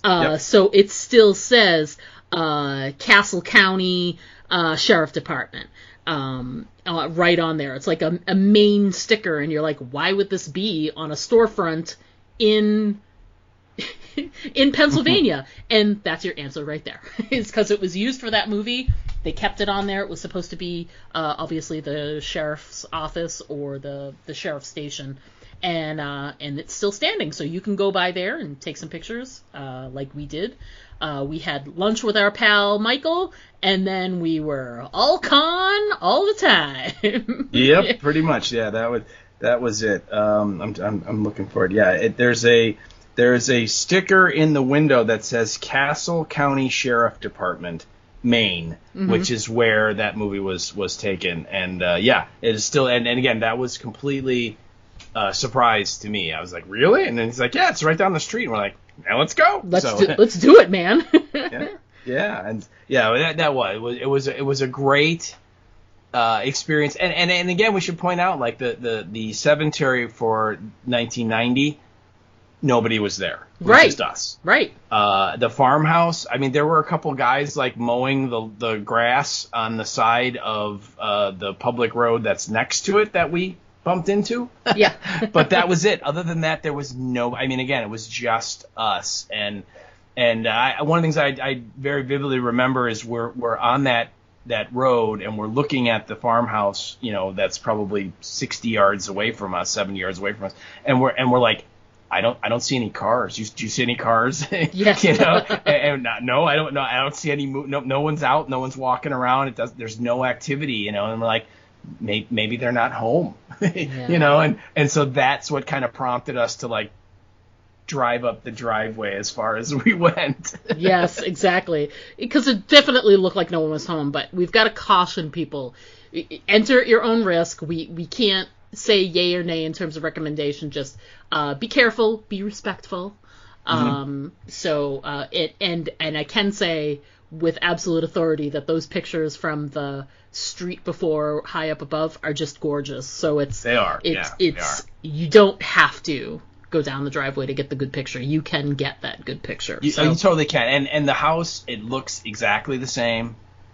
You know what I mean? It's not like they added or renovated or did anything. It still is white, just like it was in the movie. I mean, it is amazing. And the picture that I took from the driveway when I posted it on the social media stuff, one of the people at the show who I met last year, he came again this year. I think he's an every year kind of thing. He messaged me and he said, "Oh my God, how did you get that picture?" Because he had never done that. Yeah. He had just gone from the hill, and I'm like, I told him, I said, we drove halfway up. That's as far as we would go, and we took the picture, and then we backed out as fast as we could. Yes, not fully advisable, but Yeah. If you think you can get away with it, then go ahead. That's all. So once we were finished with that for the sightseeing portion, then we were head first into the con. Friday was when we did the tour with Larry, and we had the screening, which were fantastic. Plus, obviously, panels and talking with the guests and getting signatures. Saturday was more of the actual con itself. More panels, more signatures, more spending money on things, like good things. Like I love the Shining pillow. Mm-hmm. Love it. We got t-shirts and all kinds of good stuff. And then one of the other memories I have too that I thought was fantastic, I think, did we go Sunday to the museum? We did that Sunday, correct? Yes. There's, in the mall, they run a museum as well, which covers, all of the Romero properties, plus anything that's sort of filmed in the area, whether it's Romero or not, horror movies, etc. And so there's this great museum that just costs a few bucks to get in there, and they've got these great exhibits with they've got some recreation stuff, but they've also got tons and tons of authentic things from sets, costumes. They've got mannequins. They've got this one section where they had a couple of mannequins set up in these really great outfits. I loved the timeline room, which went through the timeline of sort of, quote unquote, the zombie movies. And there's that guy dressed up in the Shockwaves outfit, and that's just crazy awesome. Oh, yeah. Yeah. I'm literally just sort of scrolling through my pictures to remind myself of the order of everything. They have the facade of the tool shed from Evil Dead 2. Oh, amazing! There, yep. They have and I don't believe it's the actual used prop, but they have the same make and model of the radio that they listened to in the original Night of the Living Dead, which is this massive wooden cabinet. Radio. I mean, it's probably built in the 30s with like massive vacuum tubes, but it's there. And they have parts of the original escalator from the mall that was used in Dawn of the Dead. Because again, the mall in the 40 plus years since the movie, the part you walk around with the shops and everything has been updated and renovated. And in the movie, on the ground floor, there's all kinds of like trees, and there are water. There's lots of fountains and water features and stuff. And footbridges, and all of that stuff is gone. Right? Yeah. They've been replaced that with kiosks where people can sell their stuff, which again, it's way to make more money. And so I get it. And I think Larry said that like they changed some of the safety laws, and it became against the law. You can't have like standing water like that, like a fountain in a public place, because people could fall in and drown or something. And so they had to get rid of all that. So they bought, and then they, like I said, they updated the escalators and got new ones. So this museum bought or got some of the pieces of the actual escalator. And then when the Pennies moved, because the JCPenney's used to be in the middle of the mall, which is now where the movie theaters are, they moved to one of the end spaces. And when they did that, they tore it down, and the museum got the original elevator car from the Pennies, which is where Flyboy gets killed in the movie, right? And so you can actually, that's where the photo ops were, what you were saying before, was this, normally they have a mannequin that looks like Flyboy, and he's all ghouled up and bloody and everything, and he's standing in the elevator. And then I think on Saturday or Sunday, they did special photo ops where you could stand in the elevator with that cosplayer from England and get your pay. And again, it's the actual elevator from the movie. And so it's so much cool stuff in that museum. And you're right. I think it was like, I don't know, like $8 or $10 for the tour. Yep. Totally worth it. And wonderful experience. And of course, they have on the walls, they have signature autographs of so many people from all of the movies, and a lot of them in like Night of the Living Dead's case, these are people that are no longer with us. And so to see that, it's like, oh my God, there's the sheriff, George Casana, the guy who has the iconic "they're dead, they're all messed up" line, right? And his signature's there, and everybody else from that original movie that is not there. It's a really cool, totally worth it, investment of your time if you're there. And I know, what do you think? We spent maybe 20 minutes walking through the whole thing. Yeah, and honestly, if there were other people there, which of course because of the convention, but if you're really wanting to, I mean, even if you stopped and read every single thing, maybe an hour, I'd say at the most. because there's lots of really good information in there.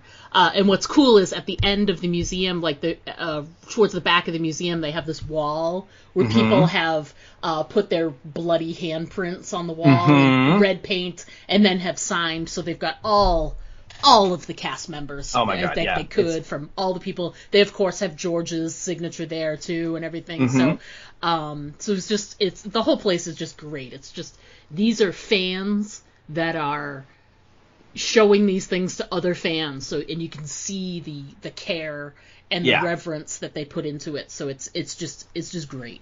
Really great. And the people that run the museum, they run the convention. I mean, they're the ones, they're the organizers and so on. Yeah, it's you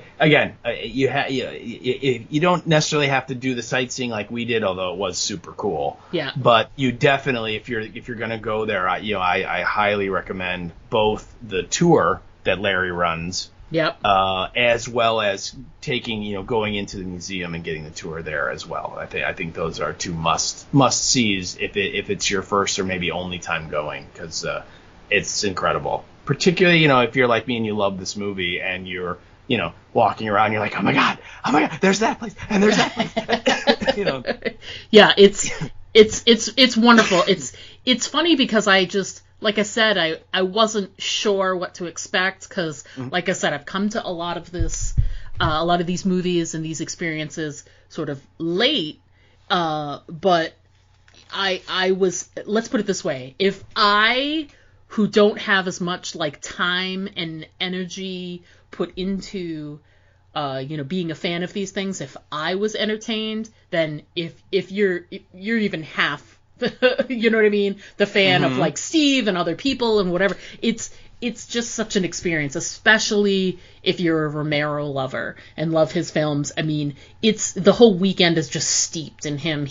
You can feel like where they do the panels are right there in the sort of the opening of the mall, like almost in the, like where you would have like in the movie where there would be like a water feature or a fountain or whatever. They've got it's all flat now, and they put in a little stage and the chairs and whatever, and it's right by the statue of Romero, his bust. So it's almost like George gives his approval and his blessing for everybody, and that's what I gotta say about it is if you consider yourself a Romero fan at all, this is definitely a bucket list thing to do for sure. Oh god, yeah. And by the way, that part of the mall is officially called Romero Court.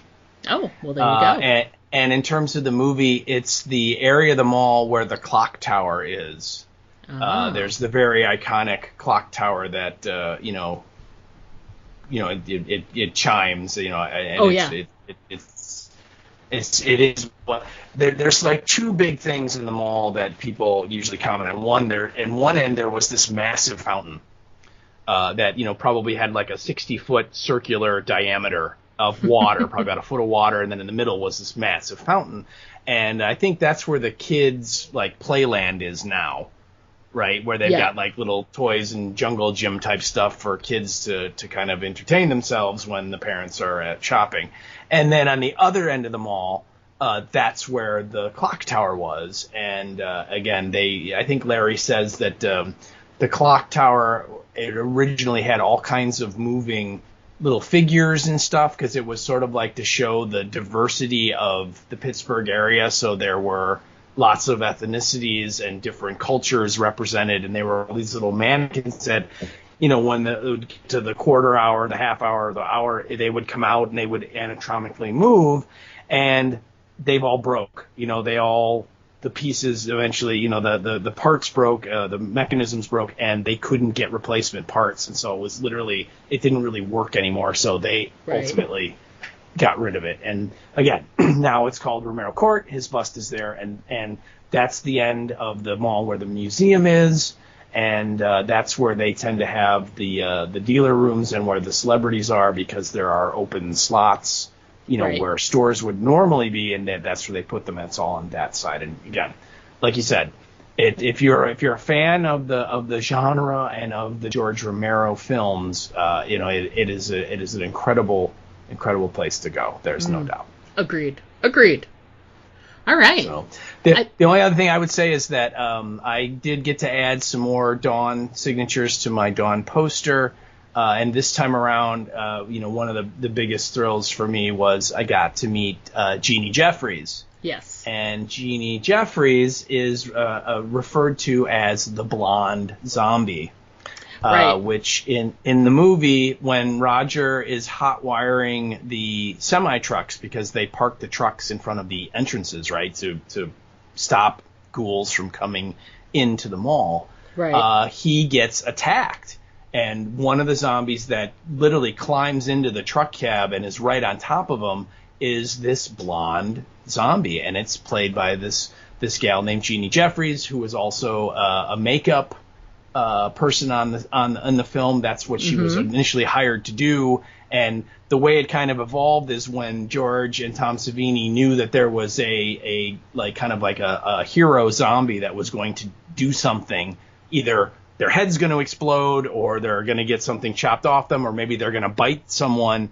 Rather than casting an actor, which costs money, they would turn to the crew and be like, hey, you want to be in the movie? And so Jeannie Jeffries got recruited for this part. And actually, in our interview with Pat, she talked about Jeannie doing her makeup. That's Jeannie Jeffries. Yep. And so anyway, Blonde Zombie always had a very special place in my heart because I was just at that age where she was like the coolest girl ever because she's blonde and super good looking and she's a zombie, right? So I mean, almost like the perfect woman for 14-year-old me. And I always really got the sense that Blonde Zombie wasn't going to eat Roger. She just kind of wanted to cuddle with him, Right. But yeah, so meeting her, I usually am not speechless when I meet a lot of these folks. I've kind of gotten over the oh my god, it's that, I might be doing it internally, but out externally I can be like, trying to talk to them. And with her, I was definitely a little starstruck. I was just, and then she kissed me on the cheek and I was like, yep, I'm done. Yeah. You were a puddle.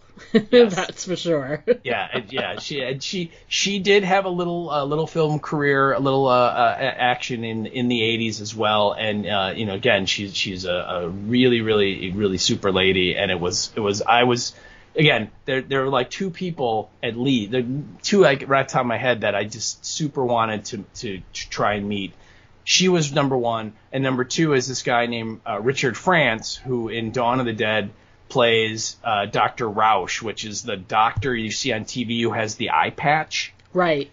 That is talking with the commentators, and then that iconic scene where he suggests dropping atomic bombs on all the cities to try and wipe out the ghouls, and so that's another one. But those two, and so for the fact that she came, I was just over the moon that she was there, and then she turned out to just be the sweetest person ever. It was great. She was very, very nice. That's for sure. Everybody was. Everybody was so nice. They all are. All of the zombie people. I mean, even like Ken Foree, who clearly Ken Foree. I mean, the dude's had a massive Hollywood career. He's probably been in 100 movies, right? Yep. He is the nicest dude. We had such a long talk with him. We sure did. He did his panel, and it was so great because he's like.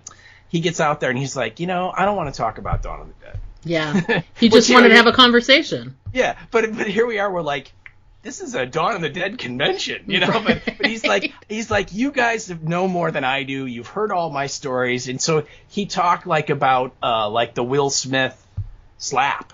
Yeah. That had happened, within a few weeks when we were there, right? And it was a great panel. I mean, it was really interesting, and you really got to see him kind of express a lot of his, what he believes and his views on things, and without being offensive about it, right? Right. And then when we came up to him at the table because I wanted him to sign my Night Riders poster, he was great. I mean, we could have talked to him for an hour, and it was on Sunday, and there was not a lot of folks there, so he had time. Yes. And it was unbelievable. So yeah, I mean, everybody there is super, super nice, and friendly, and if you can carry on a conversation with them, they will, and that's always great. Yes. Yeah. I can't think of anything else that we need to talk about with that. Again, food was great. We ate at some amazing restaurants. Yeah. Diana you got to sample some Martian beer, which was super cool for you. It was, yes. And of course I got the requisite Iron City Pilsner, which of course is the kind of Pittsburgh area brewed beer that is in a lot of the George movies. The Night of the Living Dead 90 remake, the Tom character played by Billy Butler wears a shirt that has the Iron City beer logo on it. So, you know, but so I got that. And again, we ate at some amazing places. And the whole thing, it was just, I had a wonderful time. I hope that you and Jody did as well. It seemed like you guys were, I mean, I know that you're not into it as much as I am, but it really seemed like you guys were having fun too. So I think we did. Right. And just to tease, they have not announced any specifics other than the dates, but next year they hold two conventions out there. They hold one in the spring, like June, July, which is in Monroeville. They hold another one in Evans City, which is where that Cemetery for Night is, and that's usually in the fall. But they have already announced for next year the Monroeville show is June 9th through the 11th of 2023, and they have not announced any specifics other than that they have, I want to say, at least 45 Dawn of the Dead actors or crew to be, at least at this point, have confirmed to be guests because it is the 45th anniversary of Dawn of the Dead. So it's going to be a massive Dawn reunion show next year. So if what we talked about is interesting to you and you're like, yeah, that sounds pretty cool, check it out. It's thelivingdeadweekend.com. And you can get all the info about hotels, and they will obviously add more information as they get it. And they also have a Facebook page, which I highly recommend you go and join, because then you'll get all the updates of when people are added or if information has been updated. So, but definitely check it out. And if you can do a little traveling, if, like, say you live in Alaska in the middle of nowhere and you want to get out of there and go to some place, in the continental 48, as it were, why not hop a plane and fly to Pittsburgh, right? Right. I mean, that makes sense. Absolutely. Why not? All right. Why not? So, looks like we beat that story with a dead horse. Like a dead horse. An undead horse. Let's be honest. So, moving on, we did... after our last podcast, which was weeks and weeks ago, we did get some sort of straggler little bits of feedback from our international listeners, because they get the episodes a little bit late, and I love that they sent us the feedback anyway without knowing if it would be publicized the very next week or not. So we want to make sure to let them know that we got it and we want to discuss it as well. So we did get some feedback. This is two pieces of feedback that we got for the season finale for Fear the Walking Dead, episode number 16 of season 7. The title was called Gone. So if you want to go ahead and you'll take the first one and I'll take the second one. Oh boy, going down painful memory lane, aren't we? Yes, but it's with Andy, and isn't that lovely? I know, and it's great feedback too, by the way, Andy. It's so cool. We're so glad that you did stick it out and make it. And he sent this again. This is he uses the email, and he starts out by saying, "Hooray, Diana and Steve! We made it. We sure did." He's like, the season is over. Whoop whoop. And then he goes on to a serious part of, I'm less optimistic about the viewer numbers of the new show, and I believe he's referring to the Tales of the Walking Dead.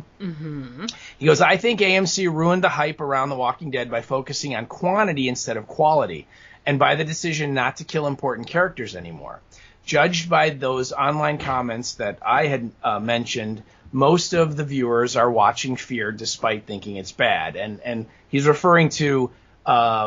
Fear on Facebook started putting out posts about the episodes of like, what do should they leave the tower, or should they do their, to try and build up hype for the episodes. And if you remember, I kind of would mention the vast majority of the comments are, the show is awful, the guys don't know how to write, fire the showrunner. I mean, it's just people, the fans just ripping the show, not at all answering the question that the show wanted them to answer. So that's what he's referring to there. And he goes, judging by those comments, most of us fans are watching Fear despite thinking it's bad. And he said they do it because they did so for 6 seasons and want to see how the story continues and what happens to familiar characters. You guys agreed that technically World Beyond was better than Fear, but yet it had lower viewer numbers. Same will happen to the new show, but we will have to wait and see. He goes on to say, I must admit, I didn't even notice that Madison didn't mention how she escaped the fire. Yeah, she did, sadly. I watched the episode in English and was focused on trying to understand why she is stealing kids. What she said seemed to make no sense. It's not the parents who endanger their kids, but walkers and hostile groups. I wondered if she became insane by losing her kids. I just realized writing this that Madison didn't hear the radio message of Alicia from the top of the tower. What was it? Why did they do that? What was it good for then, is what he asked. Mm-hmm. That's a good question, Andy, because they really set that up as that was going to be an important plot point, and at least in that episode, it did nothing. Yeah. Right? No one ever showed up. No one ever, did anything other than the imaginary Alicia, right? Right.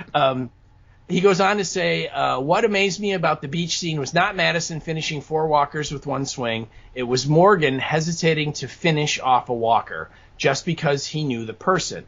He is next to Rick, maybe the toughest guy in the Walking Dead universe, and he wouldn't flinch in this situation. And I believe he's referring to the woman who was faking the pregnancy so she'd get her kid back. Yeah.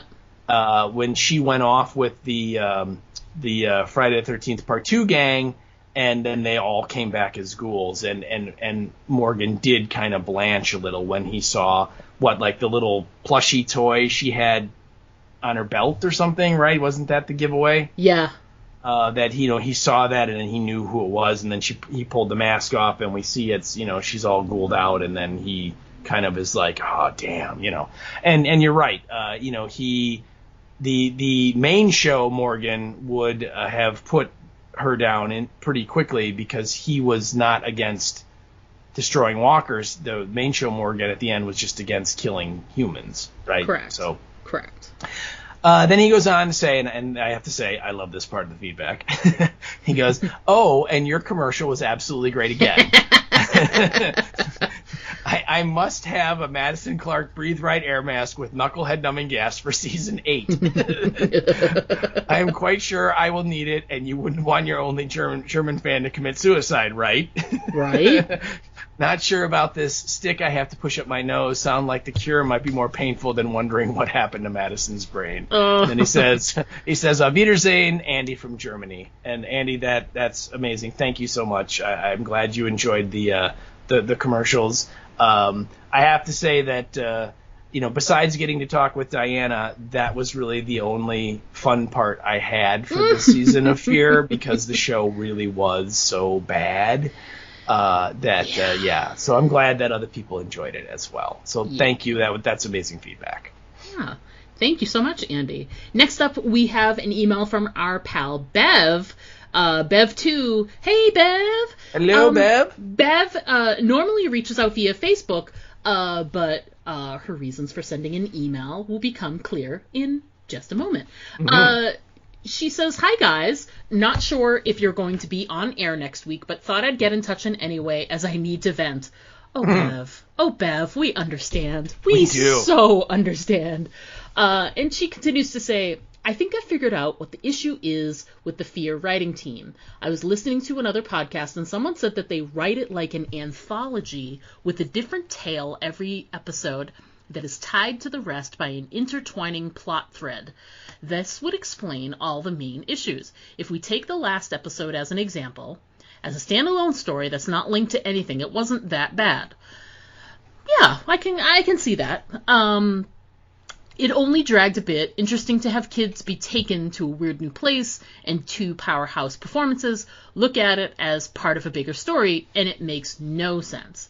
The main issue is they bend the characters to fit each week's tale. Yes. Making them unrecognizable from people we know. For example, the length of time Madison's been there, she would have wrangled her way in and be running the place by now, and Morgan wouldn't be able to lose Mo and would become, quote-unquote, clear Morgan, using air quotes there. It would have made more sense for them to wait for the others, but that wouldn't have fit this week's tale. They need to drop the anthology, bring everyone together, and maneuver the story around the characters, not the other way around. Sorry for the long email. I just needed to put it out into the cosmos in the hope that the showrunners might hear. I don't know about that, but, putting it out into the ether is always a good thing. Keep up the good work. Bev, normally on Facebook, from, I'm going to say, Brixham, UK. Sure. And it's adorable. She says, P.S. I've attached a pic of where I live so you know where to come in the event of a zombie apocalypse. She sent a lovely seaside photo. It looks very tranquil. Yes. Your hometown looks absolutely amazing. I would love to go to the UK.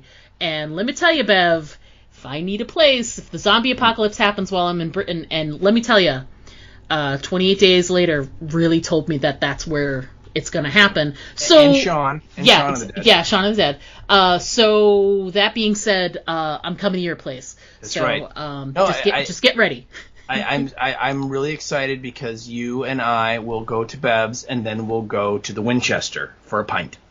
Sure, why not? Exactly. Mm-hmm. Super. Excellent. Thanks again for writing in, Bev, without even knowing if we were going to share the feedback. So that's why we had to share it, because you sent it without knowing, and we had to make sure that happened. So yes. Great. We can't wait to hear from you again. We hope you'll be watching the anthology series, which, look at that pivot. That's probably what's going to be coming up next on the podcast. It premieres in another, 3 weeks, I think, 3.5 weeks. August 14th. It's coming up soon. Steve and I also have some vacation and some other things coming up over the next couple of weeks, so I'm not sure we'll be doing anything between now and then, but you rest assured we will definitely be covering this. I think you're right. I think there's just not enough time to cover another series adequately. Right. And I one of the big things we have coming up the first weekend in August is Flashback Weekend. Correct. As well as C2E2. So there's 2 big shows. Man, it's crazy. We have major shows in June, July, and August. Oh my God. I know. It's kind of like an abundance, an overabundance. So because of that and being so busy with other things, we'll probably just come back in time for the anthology series. Plus, yes. Depending on what the announcement is at San Diego Comic-Con, which that leads into the next point, that is actually, from the day we're recording, it's this coming up next weekend. Yeah, I think it starts on the 21st, which is a Thursday. I think correct. That's a 4-day show, yeah. And I've already seen some social media posts from AMC about it, that yes. This is the last SDCC with Walking Dead. Yeah, right? And their panel is scheduled for Friday the 22nd, and without fail, I you have to assume that we'll get an announcement of the premiere date for the final portion. They've got to take advantage of all of that press, free press that they'll get get it out there. So that being said, because of it, we'll likely, depending on when that date is, be doing the anthology. Maybe there'll be a week or 2 break in the middle, and then they're going to jump right into the final portion of the show. So we got a lot to talk about when that happens. So we got to rest up, people. Oh, we do. We'll have plenty to say. Well, and don't you think it's going to go more than that? Because we'll have anthology, then we'll go right into the main show, and then probably right into Fear. Yeah, that's possible. I haven't seen anything about them filming the next section, but all they'd have to do is, start filming this fall, say, and release in the spring. Because this will probably end, you take some time, if Fear comes back right after it. I would assume January, February, if they're going to do that, if they're going to go Yeah. that route. Maybe.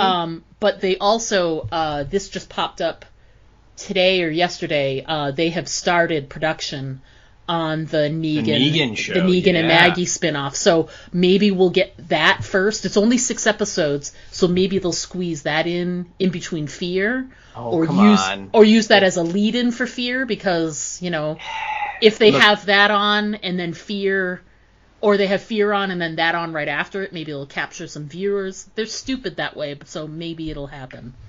Plus, I mean, don't kid yourself. It's 6 episodes for season 1.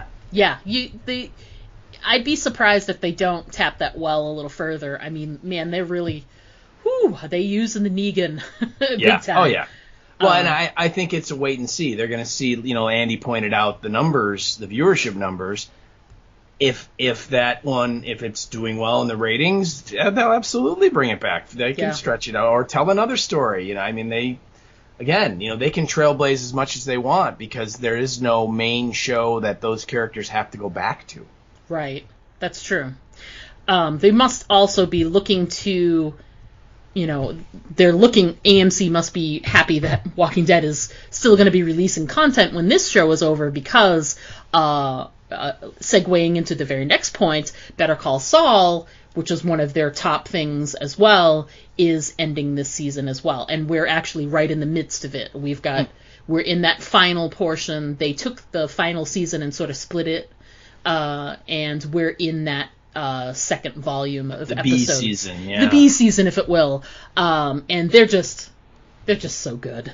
They're so good. Well, I mean, look at the Emmy nominations, right? Yeah, I mean, Rhea Seehorn, the show got nominated for Best Drama. I mean, I think did Bob Odenkirk get for Best Act? I mean, they got like seven Emmy nominations. I mean, so I think, you know, the critics are giving it its due that, you know, this is one of the best shows on TV right now, which is it's weird. There's so much good television right now. Yeah. It really you know, is. when you look at all the streaming services as well as the network stuff, there just is a lot of good quality TV, and I think you and I are both old enough to remember there is a time when that wasn't always true. And especially during the summer. You know, if you grew up on broadcast TV, the summer is where you caught up on shows you missed in the fall. You know, because there's no VCR, no DVRs, none of that. You'd be like, okay, I'll catch it when they repeat it during the summer. Right. You know, I even remember that from the first season of West Wing. I watched the very final episode of season 1 of West Wing with a friend, and I was like, oh shit, well now I like this show and I need to find it again. And then you just had to find when they were going to repeat it again and watch when they repeated it over the summer. And that was the old way they would get people to watch, like, the second season of something is, did you miss it the first time? Watch it during the summer. So we're in this other world of getting all of this fantastic content from, like, May to September, which never used to exist when we were younger. You know, it was like Battle of the Network Stars and, like, those kinds of things happened during the summer. Yeah. I mean, it's a crazy. Now there really is no off season. No. You know, it's just there are constantly new shows being launched on all the different platforms. I mean, you know, again, the next point on the list here, you know, the Stranger Things, the I don't really call it the second season. It was only 2 episodes. I mean, granted, it was like 19 hours of content, but it was only two episodes. But, you know, that dropped and, like, Netflix crashed. Right. You know, that's amazing. So, yeah, it is. And you know, they're setting it up for the final season of that. What is that going to do next year? Yeah. It's going to crash Netflix again as soon as they release those episodes. You would think, right? Yeah. So Better Call Saul is amazing right now. Stranger Things season 4 was just amazing. I know we talked maybe a little bit about it because it had already. I don't know. It hadn't premiered yet, had it? No. Because I'm trying to remember where the original, because the second portion was 4th of July weekend. I remember that because I think the first half might have just dropped right when Fear was ending. Yeah. And then I think we went to Pittsburgh in early June and then came back and then we watched the first chunk. Yeah, that sounds about right. Yeah. Because otherwise, yeah, that's possible. Or was it the weekend before? Because didn't I download the episodes and have them on my iPad? Maybe that. Yeah. Either way, though, we only were able to talk like very briefly on our last episode about it, but all of it has dropped. The whole thing's amazing, and if you haven't watched it yet, what are you waiting for? I know. It's good so many stuff. spoilers out there. In the meantime, yes, I know we just talked at length about a convention that we went to in June, but we actually just went to another convention. Mm-hmm. So we attended the Fan Expo in Chicago, which formerly Wizard World. Formerly Wizard World. It was humongous. Mm-hmm. So many great people.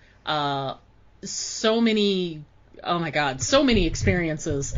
We could go on for hours about that. I think the highlight was that one of the headlining things that they were promoing was that this was a reunion of the 4 Hobbits. So yes. Sean Astin, Elijah Wood, Don Monahan, and Billy Boyd were all there. And they did photo ops together, and they did, there was a special event Saturday night, which was like a special panel, which was great because there was, and I know this is going to sound rude, but no questions from the audience. It was a fully moderated panel. So It was just like talking about, stories and whatever, and she had them do some fun things. Some improv. Yeah. The improv I wasn't as happy about because I don't like improv, but she did like some trivia and some fun stuff, and it was hilarious. It was so much fun.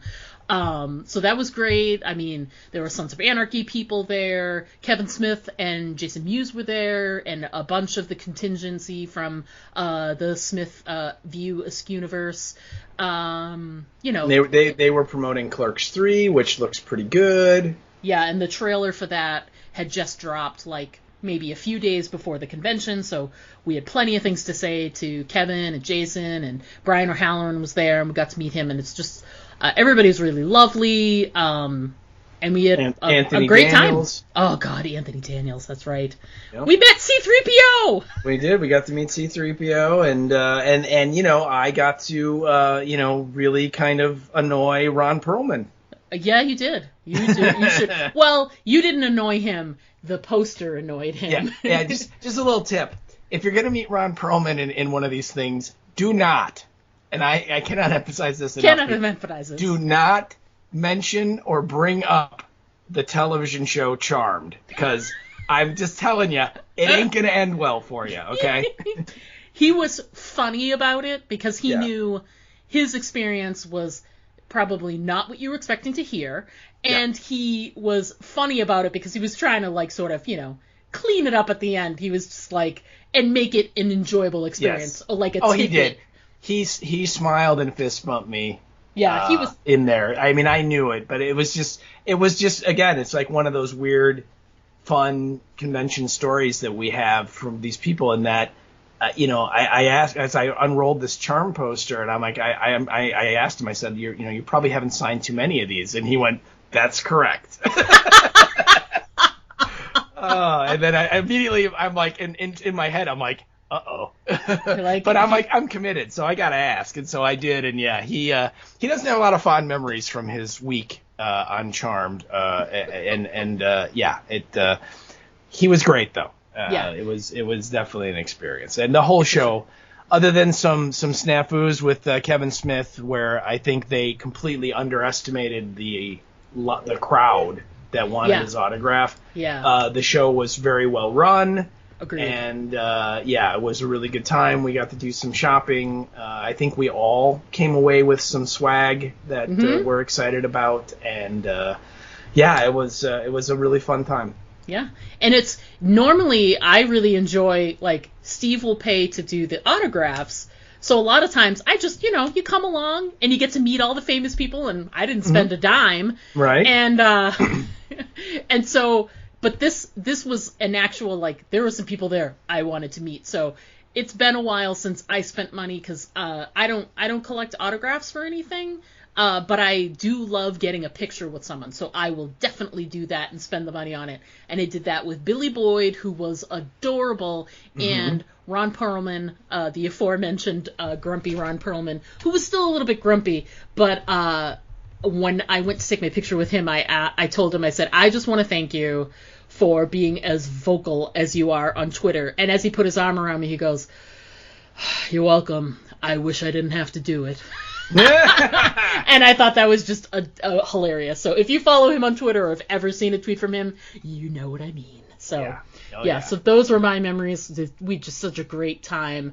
Again, we probably could go on and on about it, but we already have about so many things in this episode, and we don't want to make this a 3-hour podcast, which it probably already is. No, we're only at about 2.5 right now. That's not bad. That's not bad for us. Not bad at all.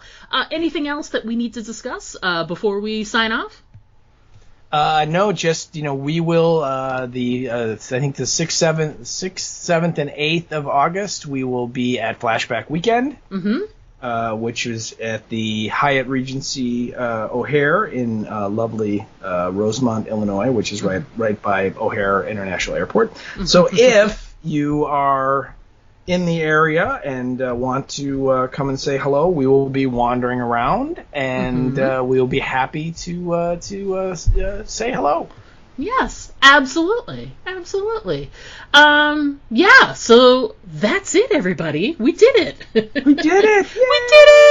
It's funny. I didn't think I'd remember how to do everything because we haven't recorded in a while. But it's like riding a bike. We had this kind of guest interview thing, which is new for us. So it was amazing. Patricia Tallman, again, thank you so much for spending some of your valuable time answering our questions. That was great.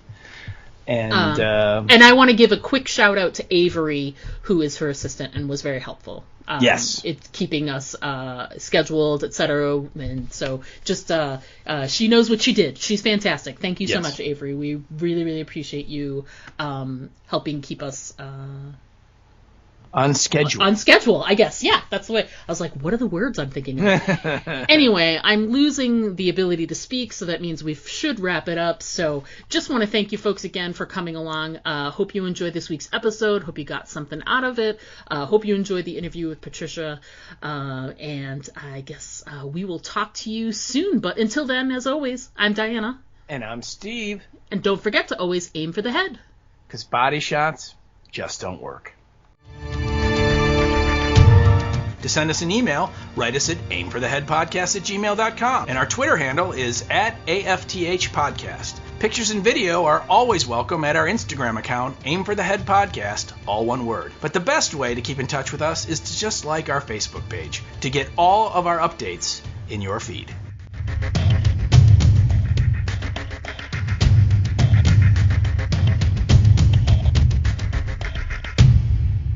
It's time for the B-roll. No, I'm kidding.